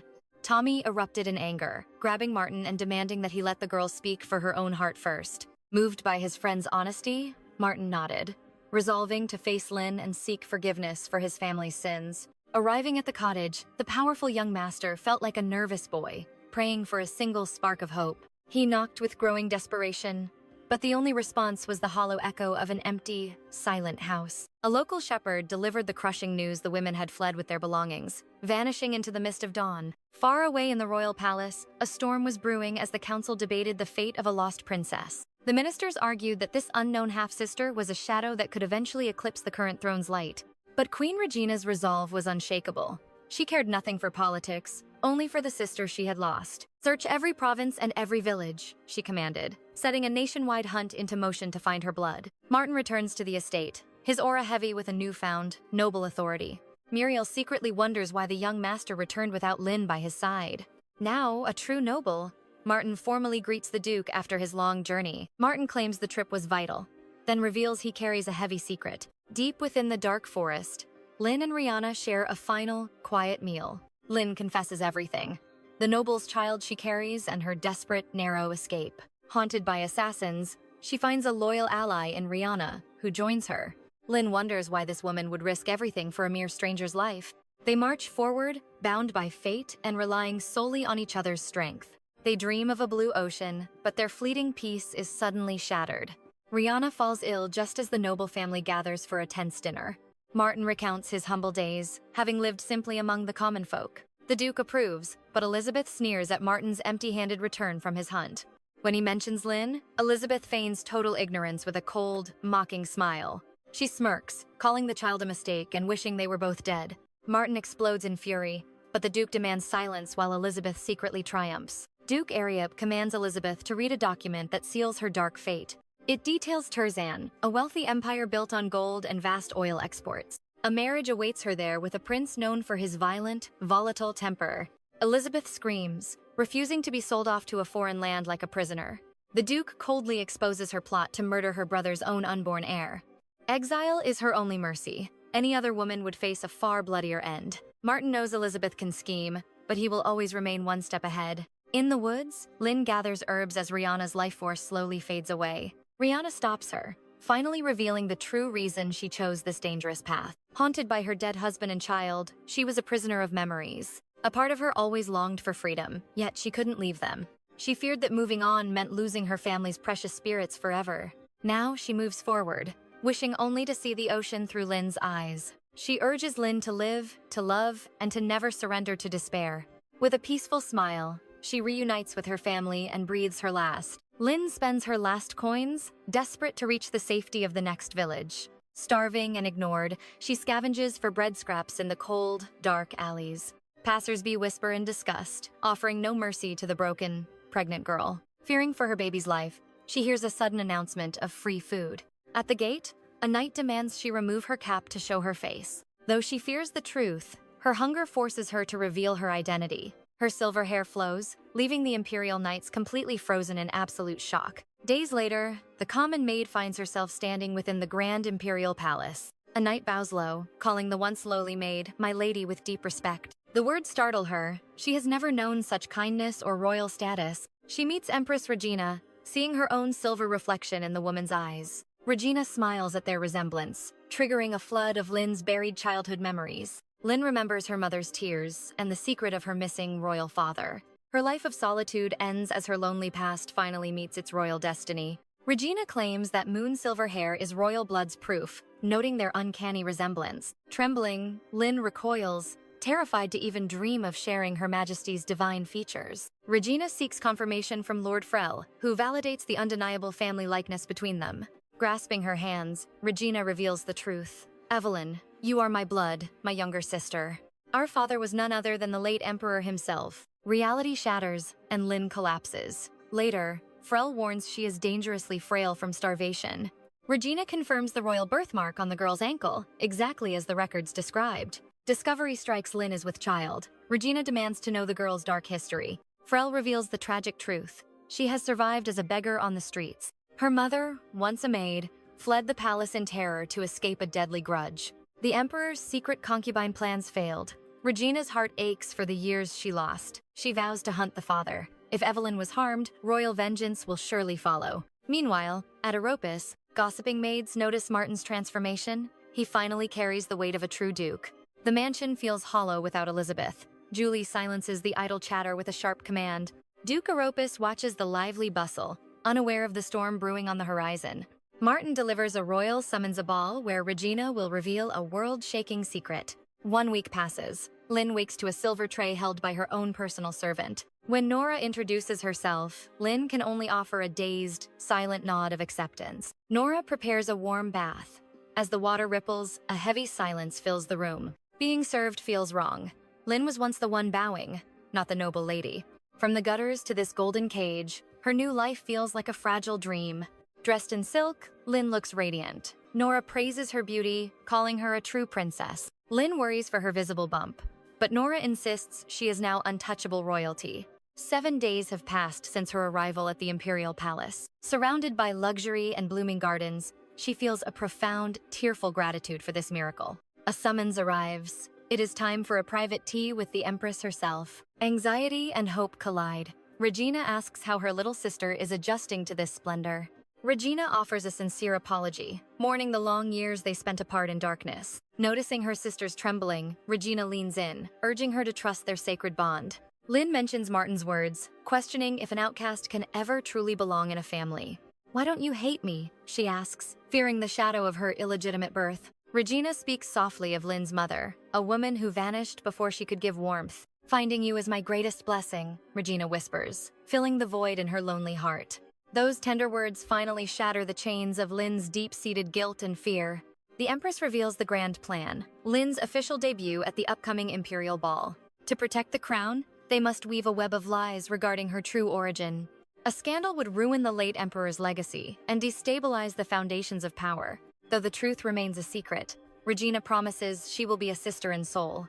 Lin is stunned, yet finds peace in this newfound warmth. Regina pledges title and lands to her sister, ensuring she never suffers again. Lin tries to decline, but the Empress insists this power will be her shield. "Claim what is yours today," Regina warns, "for tomorrow's fate is never guaranteed." Later, the investigation deepens. Regina demands the full story of Lin's life before the palace. Frel reveals a greedy woman named 𝒂𝒔𝒕𝒉 sold Lin into a life of misery.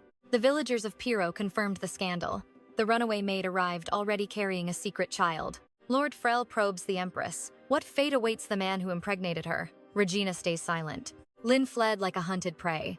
Finding her meant another royal bloodline had finally emerged. Yet, Lin seeks no power. Regina's suspicion melts into a fierce, protective sisterly bond. A decree is signed. The former maid is now officially Countess Evelyn 𝒂𝒂𝒕𝒉. Regina's eyes turn cold. The man who broke Lin's heart will soon face imperial wrath. Nightly visions haunt Martin. In his dreams, he still desperately clings to his lost maid. Desperate apologies fall on deaf ears. Martin wakes screaming, haunted by nightmares since his return.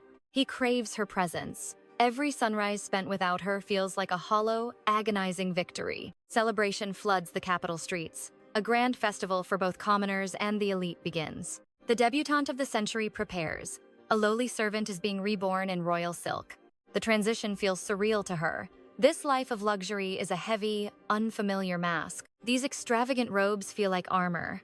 At the ball, Martin is cornered by socialite vultures. His friends intervene. The noble young master is currently drowning in waves of unwanted attention. "Did you find your runaway?" Before he can answer, the Empress commands the entire room. A hush falls over the ballroom. Regina speaks solemnly of their late father's hidden legacy. "Behold, Countess Evelyn." Martin's world shatters seeing his humble maid standing as imperial royalty. Whispers ignite like wildfire. That silver hair marks her as a true daughter of the empire. Martin's eyes lock onto her. A dark obsession ignites. He will claim his maid once more. The party is a blur. Lin stands as a pillar of grace beside the golden throne. Arrogant nobles talk past her. They treat the new countess like she is invisible. Regina spins a tale of a fragile princess, a hidden jewel finally revealed to high society. That silver hair is undeniable proof. The royal bloodline burns bright and pure within her. Pain flares through Lin's body. The hidden life within her grows heavier by the hour. Regina senses her sister's fatigue. She commands Lin to seek refuge in the private chambers. Rest now, sister. Your health matters more to the Empire than any social obligation. Martin stalks her with his gaze. In solitude, Lin finally lets her weary guard down. Her loyal attendant fumes. No noble shall ever look down on the royal blood again. Alone, Lin reflects. Has she grown soft under this sudden, overwhelming shower of luxury? Once a tireless maid, she's now easily winded. Then, she feels a tiny, miraculous flutter. The door creaks open. She expects her tea, but finds her obsessive hunter standing there. He pulls her into a desperate embrace. My heart has been hollow without you, Lin. He looks at her new life. You were supposed to be suffering, not thriving here. For a second, she wavers. Then, the memory of his cold rejection strikes like ice. Get away from me! You threw us away as if we were nothing but trash. Her icy glare stings more than a blade. This isn't the submissive maid he once knew. Karma has a cruel sense of irony. Regina enters, her presence radiating terrifying imperial authority. The air grows thick with tension. A scandal between a duke and a countess unfolds. The truth finally spills out. Martin confesses his sins before the high throne of Regina. The question hangs in the air. Are you truly the father of this royal child? He admits his shame. A resounding slap echoes the Empress's fury is finally unleashed. He claims he meant to propose. Empty words from a man who arrived far too late. You have no power here, Martin. Your destiny is no longer yours to command anymore. You are at her mercy now. Will Lin forgive you, or cast you into oblivion? The Empire trembles. The return of the lost countess has changed the game forever. Praise for her beauty soon turns into venomous whispers about her 8-month pregnancy. Vipers question the child's lineage, branding the bold beauty a disgrace to nobility. To the highborn, such a scandal is unforgivable, royal blood or not. Her debut is a storm of controversy. A fatherless child remains the ultimate taboo. Society brands her a shameless woman, a target for every cruel tongue. Amidst the firestorm, Regina summons Lin to confront the dark rumors circling them. Lin faces a choice, marriage or solitude, but fears staining Regina's golden throne. Regina vows to shield Lin from the world's malice, no matter the cost. Haunted by duty, Lin refuses to let her pregnancy shadow her protector's reputation. A breathless Martin arrives the next day, only to be met by her cold wall. She strikes a chilling bargain. They will wed, but it remains a loveless cage. The royal name is at stake, and his paternity would only ignite more scandal. Martin accepts instantly. A loveless life is a small price to stay by her side. News of the marriage blazes across the entire empire like wildfire. A romantic lie is spun, a secret passion born while she was ill. The secret is out, and a lavish ceremony is set to dazzle the court. At the estate, the air is thick with the maid's frantic, hushed whispers. While others fear fallout, Muriel simply weeps with relief that Lin is safe. Shockwaves hit the Duke as Martin reveals Lin carries the blood of royalty. Believing it fate, the Duke commands Martin to treat her with absolute respect. They share a somber moment before a portrait as news reaches the vengeful Elizabeth. Fury explodes. Elizabeth descends into a tantrum, while servants watch her familiar madness. The staff can't fathom their master marrying a woman they still consider lowly. Elizabeth hurls insults, swearing a blood oath to end Lin's life. When her fiancé restrains her, she spits venom, calling him a filthy brute. He sneers back, claiming her entire family is worth less than his single jewel. In the chilling silence, Elizabeth vows to find a way out of her cage. Back at the palace, Lin weighs the logic of this strategic alliance with Martin. Secretly, her heart betrays her. The loveless vow was merely a defensive lie. Every time he draws near, her pulse races a rhythm she cannot control. Rage flares. She cannot believe she still yearns for the man who betrayed her. Martin suddenly appears, only to be barked at by Nora for his boldness. Even betrothed, his lack of royal etiquette is truly scandalous. He offers flowers daily, a humble peace offering despite her frosty reception. Nora wonders if the young master is truly seeking atonement for his past. But memories of his heartless nature linger as Elena arrives for a checkup. The diagnosis is perfect. Both mother and child are thriving under expert care. Lin recalls her shock at seeing the legendary Elena as her royal physician. Instead of scorn, Elena offered a playful wink, bridging the gap between them. Their bond deepens over tea as the palace walls hum with warmth. Yet, beneath the luxury, a lingering unease gnaws at Lin's soul. As the wedding nears, Elena's sharp eyes catch the flicker of Lin's dread.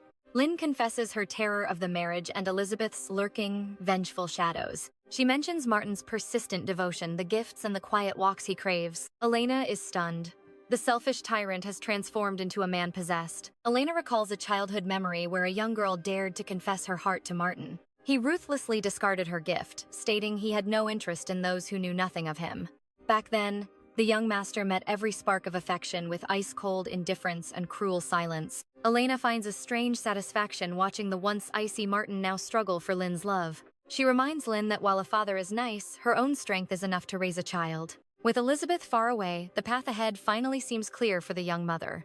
Now, a countess and royalkin Lin feels bound by the proposal she already offered him. Elena suggests there are deep misunderstandings, and that listening to Martin might finally bring her peace. She even offers a top-tier divorce lawyer should Lin decide that marriage is a cage she refuses. Before leaving, Elena hints at a grand palace event, a secret spectacle that Lin has yet to discover. Days later, the nobility gathers at the palace for the annual royal hunt Elena had teased. Princess Regina takes center stage, commanding the crowd as she explains the rules of the competition. Nora leans in to whisper, revealing the most romantic and legendary tradition of the hunt. Hunters offer their first catch to their beloved in exchange for a soft kiss upon the cheek. When Felipe teases him, Martin seethes as his rival claims he will hunt for Lin's favor. Deep in the woods, Martin aims his bow but chooses to let the small creature flee. Felipe, lurking nearby, questions why the elite hunter would allow such an easy prize to escape. Martin declares his first offering must be worthy, while young Louis proudly presents a frog. Lin watches the tender bond, her heart warming at the sight of such pure maternal joy. Nora promises Lin's child will be noble, while Lin simply prays for her baby's health. Almost in response to her silent prayer, the life within her gives a gentle, reassuring kick. She wonders if the child will inherit her hair or the handsome features of the father. Nearby, noblemen boast of their prowess, searching for a beast to dedicate to their chosen ladies. A terrifying growl shatters the peace, followed by a scream that sends a chill through everyone. Out of the thicket, Martin appears, a massive deer draped over his shoulders like a trophy. He drops the prize at Lin's feet, formally dedicating his hunt to the beautiful Countess 𝒂𝒔𝒕. As she prepares for the traditional kiss, a sudden shout of terror disrupts the romantic moment. A monstrous wild boar charges from the trees, sending the high society crowd into a frantic panic. Little Louis falls in the path of danger, and Lin desperately begs Martin to save him. Martin feels a surge of purpose, finally becoming the hero Lin truly needs him to be. He rushes toward the danger just as a sharp, sudden pain strikes Lin's stomach. The world blurs as the enraged boar shifts its deadly focus and charges directly toward Lin. Martin saves the boy, but his blood freezes as Nora's scream echoes through the clearing. Trapped by agony and the approaching beast, Lin fears this will be the end of her story. She tells Nora to run, but Martin intervenes, grabbing the beast with his bare hands. In that heroic shout, Lin recognizes the voice. He was the one who saved her before. That night, Lin watches over the wounded Martin, who was pierced by the boar, to protect her. Elena confirms that both Lin and the baby are perfectly safe, despite the terrifying ordeal. The phantom pains were merely the result of intense stress on her body during the chaos. When Martin finally stirs in the royal guest room, Lin is there, waiting for him.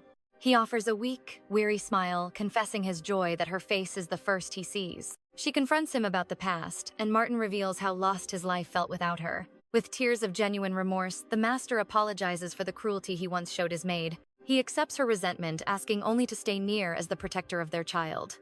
Under the moonlight, they talk for hours, finally bridging the gap that once stood between them. For the first time, Lin shares a bed with Martin. No lust, just the pure, radiating warmth of his soul. The next dawn, Lin tells Regina her choice. She is returning to the estate to nurse Martin personally. Nora breaks into tears of joy. Regina smiles and appoints Nora as Lin's very own personal maid. Nora scrambles to pack her things. Regina leans her forehead against Lin's, whispering for her to visit often. She calls Lin her precious little sister, her voice thick with the sorrow of their coming parting. From the carriage, Lin watches the 𝒂𝒔𝒕𝒉 landscape. She recites the names of every familiar, unchanging sight. Martin murmurs that everything is the same, yet empty without her. His flirtatious gaze leaves Lin completely flustered. Music. A shocking realization hits Lin. The Martin sitting before her has become a totally different man. Ever since the hunt, he has held her hand and smiled with the innocence of their childhood days. He is the boy from her memories. Upon arrival, Martin is already there to gallantly escort her. He warns her to hide her past as a maid. Inside, the new staff stands in hauntingly stiff formation. Lin searches the faces but finds only strangers. She shivers, wondering what happened to her former friends. 𝒂𝒔𝒕𝒉 greets them with a warmth that feels almost unsettling. He welcomes his dear daughter-in-law, keeping up the secret marriage facade to protect her fragile reputation. They share a lavish feast together, surrounded by the opulence Lin once only viewed from the shadows. The Duke dismisses the servants and probes the truth. He asks if she truly scrubbed these very floors. He offers a rare apology for his ignorance. Music, he asks if she feared returning to her servitude. Lin stands firm. Martin is the father of her child and her savior. Returning was never a doubt. Her only desire is Martin's recovery. Moved by her devotion, the Duke offers his heartfelt gratitude. She asks about her colleagues, but the truth shocks her. They were all dismissed. Their dreams flood her mind. She remembers the girls dreaming of silk dresses, and those who only wished for a family of their own. She recalls Muriel, the girl who slaved away just to feed her many younger siblings. Music. If Muriel had one selfish dream, it was simply to own a small house of her own. Now, resting in silk, the weight of their lost livelihoods crushes Lin's heart with agonizing guilt. Music. Seeking solitude for her grief, she even sends Nora away for the night. Was her return a curse for her friends? The door creaks open, and Lin expects her maid's return. It is Julie, the head maid. Lin collapses into her arms, the noble act finally shattering. Lin begs her to speak informally. Behind closed doors, she is still just the girl Julie raised. Julie was her only mother figure. Over tea, the dark secrets of the past years finally surface. The truth comes out. Elizabeth was banished after her murderous plot to assassinate Lin was uncovered. Lin knew her mistress was cold, but she never imagined she harbored such a bloodthirsty heart. Julie explains the mass firing. It was for Lin's sake, to avoid the scandal of serving a peer. Lin weeps, feeling as though her sudden rise to power has utterly ruined her friends' lives. Julie reassures her. Martin gave them all enough gold to live comfortably for the rest of their lives. Lin is breathless. She never expected the Cold Master to be capable of such hidden, profound kindness. Julie leaves and finds Martin lurking in the shadows. He had been listening to every single word. Music. He rebukes Julie for revealing Elizabeth's deadly plot. He wanted to shield Lin from that darkness. Julie counters fearlessly. Why hide the truth? Why continue this charade of being the heartless villain? He doesn't have to play the monster anymore. Later, Lin lies awake, sharing a bed in heavy silence. Music. Martin mentions the guest house. He hates the building where his mother died and wants it gone. Music. Lin suggests turning it into a dormitory. Days later, the staff is moved into the luxurious building. The servants are in total shock. They cannot believe commoners like them are allowed such splendor. Among them is young Marbel, a 14-year-old orphan who has only ever known the cold of an asylum. Music. She was forced into this life, unaware her new mistress was once exactly like her. She expected a life of starvation and endless labor, but her destiny shifted upon meeting her new mistress. Every dawn, Lady Lin graces the staff meeting, her radiant beauty leaving the entire mansion in awe. Marbel initially feared her mistress was cold and aloof, but she soon discovered a warmth she never expected. Lin truly cares, moving servants from damp basements into sun-drenched rooms and treating every worker with genuine dignity. She built a library for their education and granted daily hours for sewing, empowering them to dream beyond their status. The lady even secured professional village placements for the most gifted tailors among her mansion staff. Marble once despised arrogant nobles, but Lin is different. One day, a starving Marble delivers snacks to her chambers. Witnessing her lady's grace up close for the first time, Marbel is mesmerized by the sheer elegance before her. Heart. Star Lin's beauty is ethereal. Suddenly, an embarrassing stomach growl shatters the silence as Marbel tries to speak. With a gentle smile, Lin shares her meal, prompting a curious Marbel to ask why a noble is so kind. Lin simply states that status doesn't define humanity, refusing to let rank dictate how she treats a soul. In that moment, Marbel pledges her eternal loyalty. Meanwhile, the village rings with praises for their angelic lady. Star. From hospitals to schools, her charity and organized events have transformed the lives of the common people forever. Minos, however, harbors deep resentment for the 𝒂𝒔𝒕𝒉 family, convinced they are monsters for making Lin flee. Yet, the silence haunts him. He wonders where she is and why she hasn't sent a single letter. At the estate, Martin reveals the villagers are hosting a festival just for her, thanking her for redeeming his family's name. He plans to skip the festivities, But Lin pleads with him, her eyes begging him to stay by her side. Though he detests crowds, Martin finds it impossible to refuse her. Thus, the grand festival commences the next day. Amidst the crowd, Minos hears a mother telling her child about the legendary kindness of Countess Evelyn. He scoffs, thinking they're just worshipping another noble who likely mistreats her own servants behind closed doors. As they approach the celebration, a wave of anxiety washes over Lin, her hands trembling with visible nerves. She confesses to Martin that she once hid her unique hair to escape the pain of her past. Haunted by childhood bullies, she recalls weeping to her mother, wondering why her very existence invited such hatred. Her mother called her hair a rare blessing, but warned her to keep it covered from the world's jealous eyes. Martin reminds her of her confidence at the royal ball, questioning why she fears the villagers' gazes now. Without her friend Regina, she feels exposed, but Martin's steady voice promises to be her shield against the world. He is her anchor. Upon arrival, the crowd erupts not in mockery, but in awe of her shimmering locks. The villagers welcome their lady with open arms, and she offers her heartfelt gratitude to them all. Star.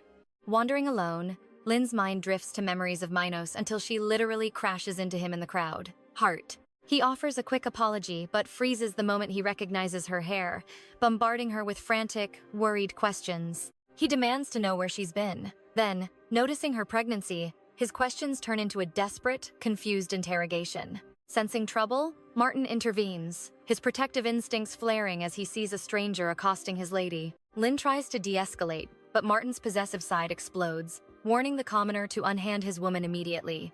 Minos barks back, demanding to know if this noble is the father or just using her as a mistress. Tensions boil over as they seize each other's collars, but Lin forces them apart, promising a full explanation later. Back at the guest house, Marble suggests preparing a soothing bath for the lady, though the others prefer rest. Marble won't budge. Suddenly, a panicked shout echoes. Someone has collapsed at the mansion's front gates. A woman named 𝒂𝒔𝒕𝒉 lies there, desperately claiming to be an old friend of the lady of the house. Lin reveals her new royal life to Minos. He's relieved she's safe, but his glare toward Martin remains icy. When Lin asks of her past, Minos explains how their former master's crimes led to the inn's total ruin.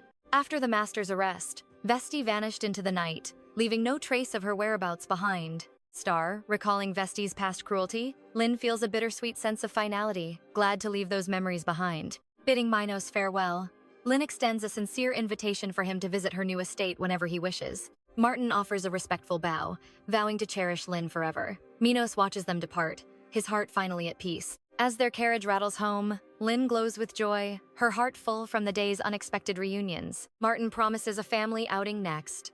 Lin begs him not to claim her publicly. He questions her heart. She admits it is just overwhelming modesty. Closing the distance, he whispers a vow. If he is hers, she is his. At the mansion, a mysterious guest arrives. Lin is baffled by the sudden visit. It is a childhood friend. Suddenly, 𝒂𝒔𝒕𝒉's voice cuts through the air, demanding recognition. Terror strikes. Lin hides behind Martin's broad, protective frame. Lin reveals the truth. This is her tormentor. Martin's protective rage begins to simmer. The realization hits. This woman is the shadow that haunted Lin's innocent years. 𝒂𝒔𝒕𝒉 mocks the mansion's grandeur, sneering at Lin's success. Lin can only tremble. Martin demands her purpose. 𝒂𝒔𝒕𝒉 plays the friend, but her mask is slipping. With a wicked smirk, she demands hush money to bury Lin's past forever. Years ago, Lin's beauty outshone 𝒂𝒔𝒕𝒉, igniting a deep and poisonous jealousy. Consumed by envy, 𝒂𝒔𝒕𝒉 swore Lin would never rise above her station. 𝒂𝒂𝒕𝒉 bets on high society's cruelty. One word could ruin everything. Martin's fury peaks. Martin prepares to strike, but Lin calmly orders the intruder's immediate removal. With ice in her voice, Lin denies ever knowing her. 𝒂𝒂𝒕𝒉 is stunned. Dragged away, 𝒂𝒂𝒕𝒉 screams threats. She vows to strip Lin of her life. Lin stands tall. Her worth is earned. Who would believe a bitter liar? Martin strokes her hair, his heart still heavy with worry for her. He admires her strength. She knows moving forward means cutting ties with pain. He asks of Elizabeth's cruelty. Lin reveals hidden scars from years of torment. Physical pain has faded, but the emotional trauma remains etched in her soul. Martin pulls her close, heartbreaking for the pain he failed to see. He swears an eternal oath. 1 week has passed since returning to 𝒂𝒂𝒔𝒕𝒉. With Martin recovered, Lin begins her debut into the glitter of high society. Surrounded by noble ambitions, Lin is asked a question. What are her dreams? Lin wishes for a healthy family. The nobles laugh, asking for career goals. Reality hits. Lin spent her life surviving. She never had luxury to dream. As she ponders her desires, Martin teases her about her hectic social calendar. Feeling a slight chill, Martin urges rest, but Lin insists on going out. Alone, Martin recalls a dark conversation about the sudden death of the Empress. His father's warning echoes, "Life is fragile. We must cherish every single moment." A terrifying thought takes hold. How could he survive if fate took Lin?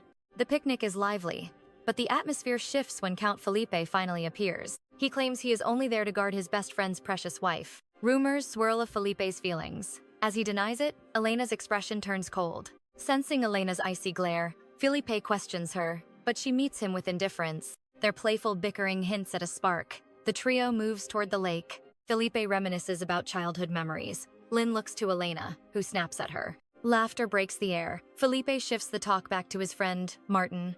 Lin glows, speaking of Martin, though his protection is becoming increasingly intense. Panic strikes. A frantic plea rings out as a young child suddenly collapses. A mother's nightmare unfolds. Her child was fine before falling into a faint. Lin spots poisonous berries. She realizes the danger and demands an immediate antidote. Elena is shocked. Lin firmly declares she knows the secret to the cure. Under Rihanna's wing, she mastered the lake's secrets and the hidden power of berries. The antidote looks foul, but Annie's mother relents. And a miracle finally awakens the girl. Cheers erupt for Lin. With tearful gratitude, the mother and child bid her a heartfelt farewell. A gentle warning follows. Not every bright berry in the woods is a gift. Felipe and Elena are stunned, demanding to know how a maid possesses such divine knowledge. "I merely learned from a humble herbalist," Lin replies, masking her true brilliance. Elena sees a spark of destiny and offers Lin a path toward the healing arts, a recommendation for university, a golden key to escape her status and reach for the stars. Elena smiles, certain that Lin is destined to become a legendary master of medicine. With a racing heart, Lin tells Martin she might finally study her passion at college. The answer is like ice. "Never," he declares, his voice cutting through her joy. Haunted by the ghost of Empress 𝒂𝒔𝒕𝒉, he refuses to let Lin leave his sight. He remembers the fragile Empress, a woman too weak to even greet her own guests. She promised him a walk in the garden, a promise stolen by her untimely end. Martin vows that he will never let the same tragedy claim the woman he loves. Twice a week, the Duke invites her for tea, weaving a bridge between their worlds. The awkwardness fades as the Duke's warmth makes her feel like true high society family. He shares a letter from Elizabeth, a selfish demand for him to return home at once. Lin offers a soft smile, knowing he must miss his own flesh and blood. The Duke remembers his wife returning with a baby, claiming the girl was their own. Confusion lingers in his heart. He has no memory of her ever being pregnant. His wife had insisted Elizabeth was a true 𝒂𝒂𝒕𝒉, born far away at her parents' estate. "Do not worry," the Duke reassures her. "Elizabeth will not trouble us anytime soon." Lin confesses the picnic miracle and the heavy chains of Martin's overprotective refusal. "He is a man scarred by old wounds," the Duke explains, sensing Martin's obsessive fear. He looks into her eyes and urges her never to abandon her magnificent dreams. The next day, Lin asks Elena a strange question. "Can I still swim in the lake?" Her heart hardens with resolve. She will no longer be a bird trapped in a cage. She will prove to Martin that she is not a porcelain doll waiting to break. An invitation to a private picnic, Lin seeks a moment alone with her brooding master. He agrees, demanding she stay warm. Unaware she has secretly packed towels for her plan. By the shimmering water, they drift back to the innocent days of their shared childhood. A single bite of berry pie brings back the echoes of a fateful hunting trip. "I remember every single detail," Martin whispers, his gaze never leaving her face. He reveals he picked those berries just to see her beautiful smile light up the world. He thought she hated him, misinterpreting her flustered heart for a cold rejection. Then he saw her radiant laughter with Minos and realized her true, vibrant soul. "That was the day I fell," he admits, before Lin brings up her forbidden studies. Rage blazes in Martin's eyes until Lin suddenly plunges into the freezing lake's depths. She drags him under. His anger vanishes as her radiant, soaking wet smile captures him. "I am strong," she laughs, proving her life of labor has made her invincible. A passionate kiss seals her vow. She will never leave his side without a fight. A sudden sneeze breaks the magic. Back home, Julie is horrified by their dripping clothes. "Dry yourselves quickly," the maid hisses, before the lady catches sight of this mess. Too late, Elizabeth arrives like a storm, demanding respect while they stand there shivering. Elizabeth sneers at Lin's belly, accusing her of using the child to usurp her place in the house. As she lunges forward, Martin instantly shields his wife from the viper's reach. He warns her to back off, but Elizabeth scoffs that he only loves the air she carries. Suddenly, Duke 𝒂𝒂💈 appears, his face turning pale with shock at his daughter's presence. He demands an explanation, while Elizabeth puts on a mask of pure, fragile innocence. The Duke roars in fury, reminding her of her exile, while the servants tremble in fear. Desperate Elizabeth collapses at his feet, sobbing and clinging to his robes for mercy. She plays the repentant sister, but Martin's voice cuts through her lies like a blade. She swears on her life she will vanish forever after this one final farewell. Haunted by his late wife's memory, the Duke grants her one final week within the manor. Behind closed doors, Martin's rage boils over at his father's dangerous leniency. He vows to be Lin's shield, promising that no harm will ever reach her side. Lin finds strength in his embrace, though he warns her to never be alone with the snake. Days pass in a tense silence until fate forces a hallway encounter between the two rivals. Surprisingly, Elizabeth offers a perfect, chillingly polite bow before gliding past without a word. Lin shivers, wondering if the murderous hatred she saw before was merely a dark hallucination. On her final day, Elizabeth extends a tea invitation, even suggesting Nora come for comfort. Though hesitant, Nora encourages Lin, believing they are safe on this last day of exile. Reluctantly, Lin steps into the lion's den, hoping for a peaceful conclusion. Inside her chambers, Elizabeth seethes loathing the manual labor her fallen status now requires. Every stroke of her brush fuels her venom, blaming the former maid for her own ruin. Memories of her exile ignite a blinding rage, and she shatters her mirror in a violent outburst. A dark realization takes hold: if Lin disappears, her perfect life will finally return. Meanwhile, Martin and Tommy return, unaware of the shadow looming over the mansion. Seeing Lin approach Elizabeth's wing, a cold dread settles in Martin's heart. The atmosphere is suffocating as Lin watches her sister-in-law sip tea with deceptive calm. Elizabeth probes with sweet poison, asking if the commoner is truly happy in her new life. Lin speaks of her newfound family, a treasure far greater than any noble title. That happiness triggers Elizabeth's madness. She laughs at the maid who dared to sit at her table. She spits out her resentment, blaming Lin for her lost engagement and her humiliating exile. Sensing the killing intent, Nora moves to intervene, but the trap is already set. In a flash of violence, Elizabeth strikes, plunging a jagged glass shard into Nora's flesh. As Lin screams, the noblewoman descends into a crazed rant, cursing the woman who stole everything. Terror grips Lin, but as the glass rises for the killing blow, she catches the villain's hand. With iron resolve, Lin declares she is no longer a servant, and Elizabeth is the author of her own ruin. Elizabeth sneers in disgust, refusing to see the royal blood now flowing in Lin's veins. She screams that a maid will always be filth compared to her own pure noble lineage.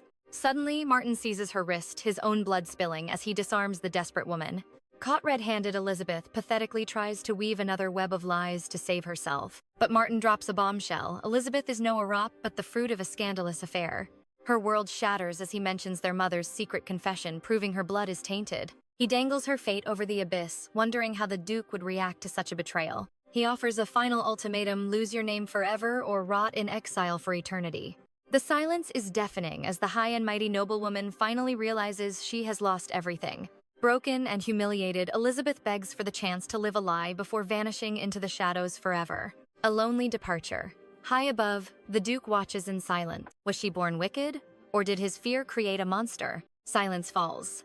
The Duke vows to carry her burden forever. Under moonlight, Martin promises the long nightmare is finally over. Noticing his wounds, he jokes it's a badge for protecting her. He wipes her tears, whispering she has never looked lovelier. Her heart flutters. He still treasures her very first gift. "I kept everything," he confesses. Realizing his devotion, she kisses him. Suddenly, fate strikes. Her labor has begun. Music. 2 months later, baby Liam arrives, his father's perfect double. Despite her scars, Nora's loyal spirit remains unbreakable. Music. Elizabeth is banished forever. Now, Lin receives a college recommendation. Martin reveals he was the one who secretly arranged it. "I won't let my fears chain your wings again," he says. Music. Overjoyed, Lin hugs him, promising to chase her dreams. Wedding fever begins. The maids lovingly sew Lin's bridal gown. Days later, Lin leads a blindfolded Martin to a surprise. The cloth falls, revealing a bride of pure, radiant beauty. "An angel," he whispers, as a deep blush warms her. Music. Their souls finally entwine, sealing their love with a confession. A breathtaking bride walks the aisle, captivating every single guest. Amidst the vows, Felipe's gaze remains fixed on Elena. Music. With Liam in her arms, she begins a life of kindness. Years pass, and mischievous Liam leads the maids on a chase. Nora finds the young master pouting about his dull lessons. Lin returns, hearing Liam's wish to explore the wild woods. How will you read your favorite books without your lessons? Martin smiles, asking about her thriving work at the apothecary. Music. The Duke stands proudly beside his wife, a renowned pharmacist. Healing the poor, Lin's heart is full. A secret plan beckons. Returning to the lake, they remember her brave, watery sacrifice. Music. Martin praises the courage that saved their entire future. In their passion, Lin asks about growing their family again. He dreams of a daughter with her mother's radiant soul. Their fairy tale ends. Like and comment for more epic recaps. Belle?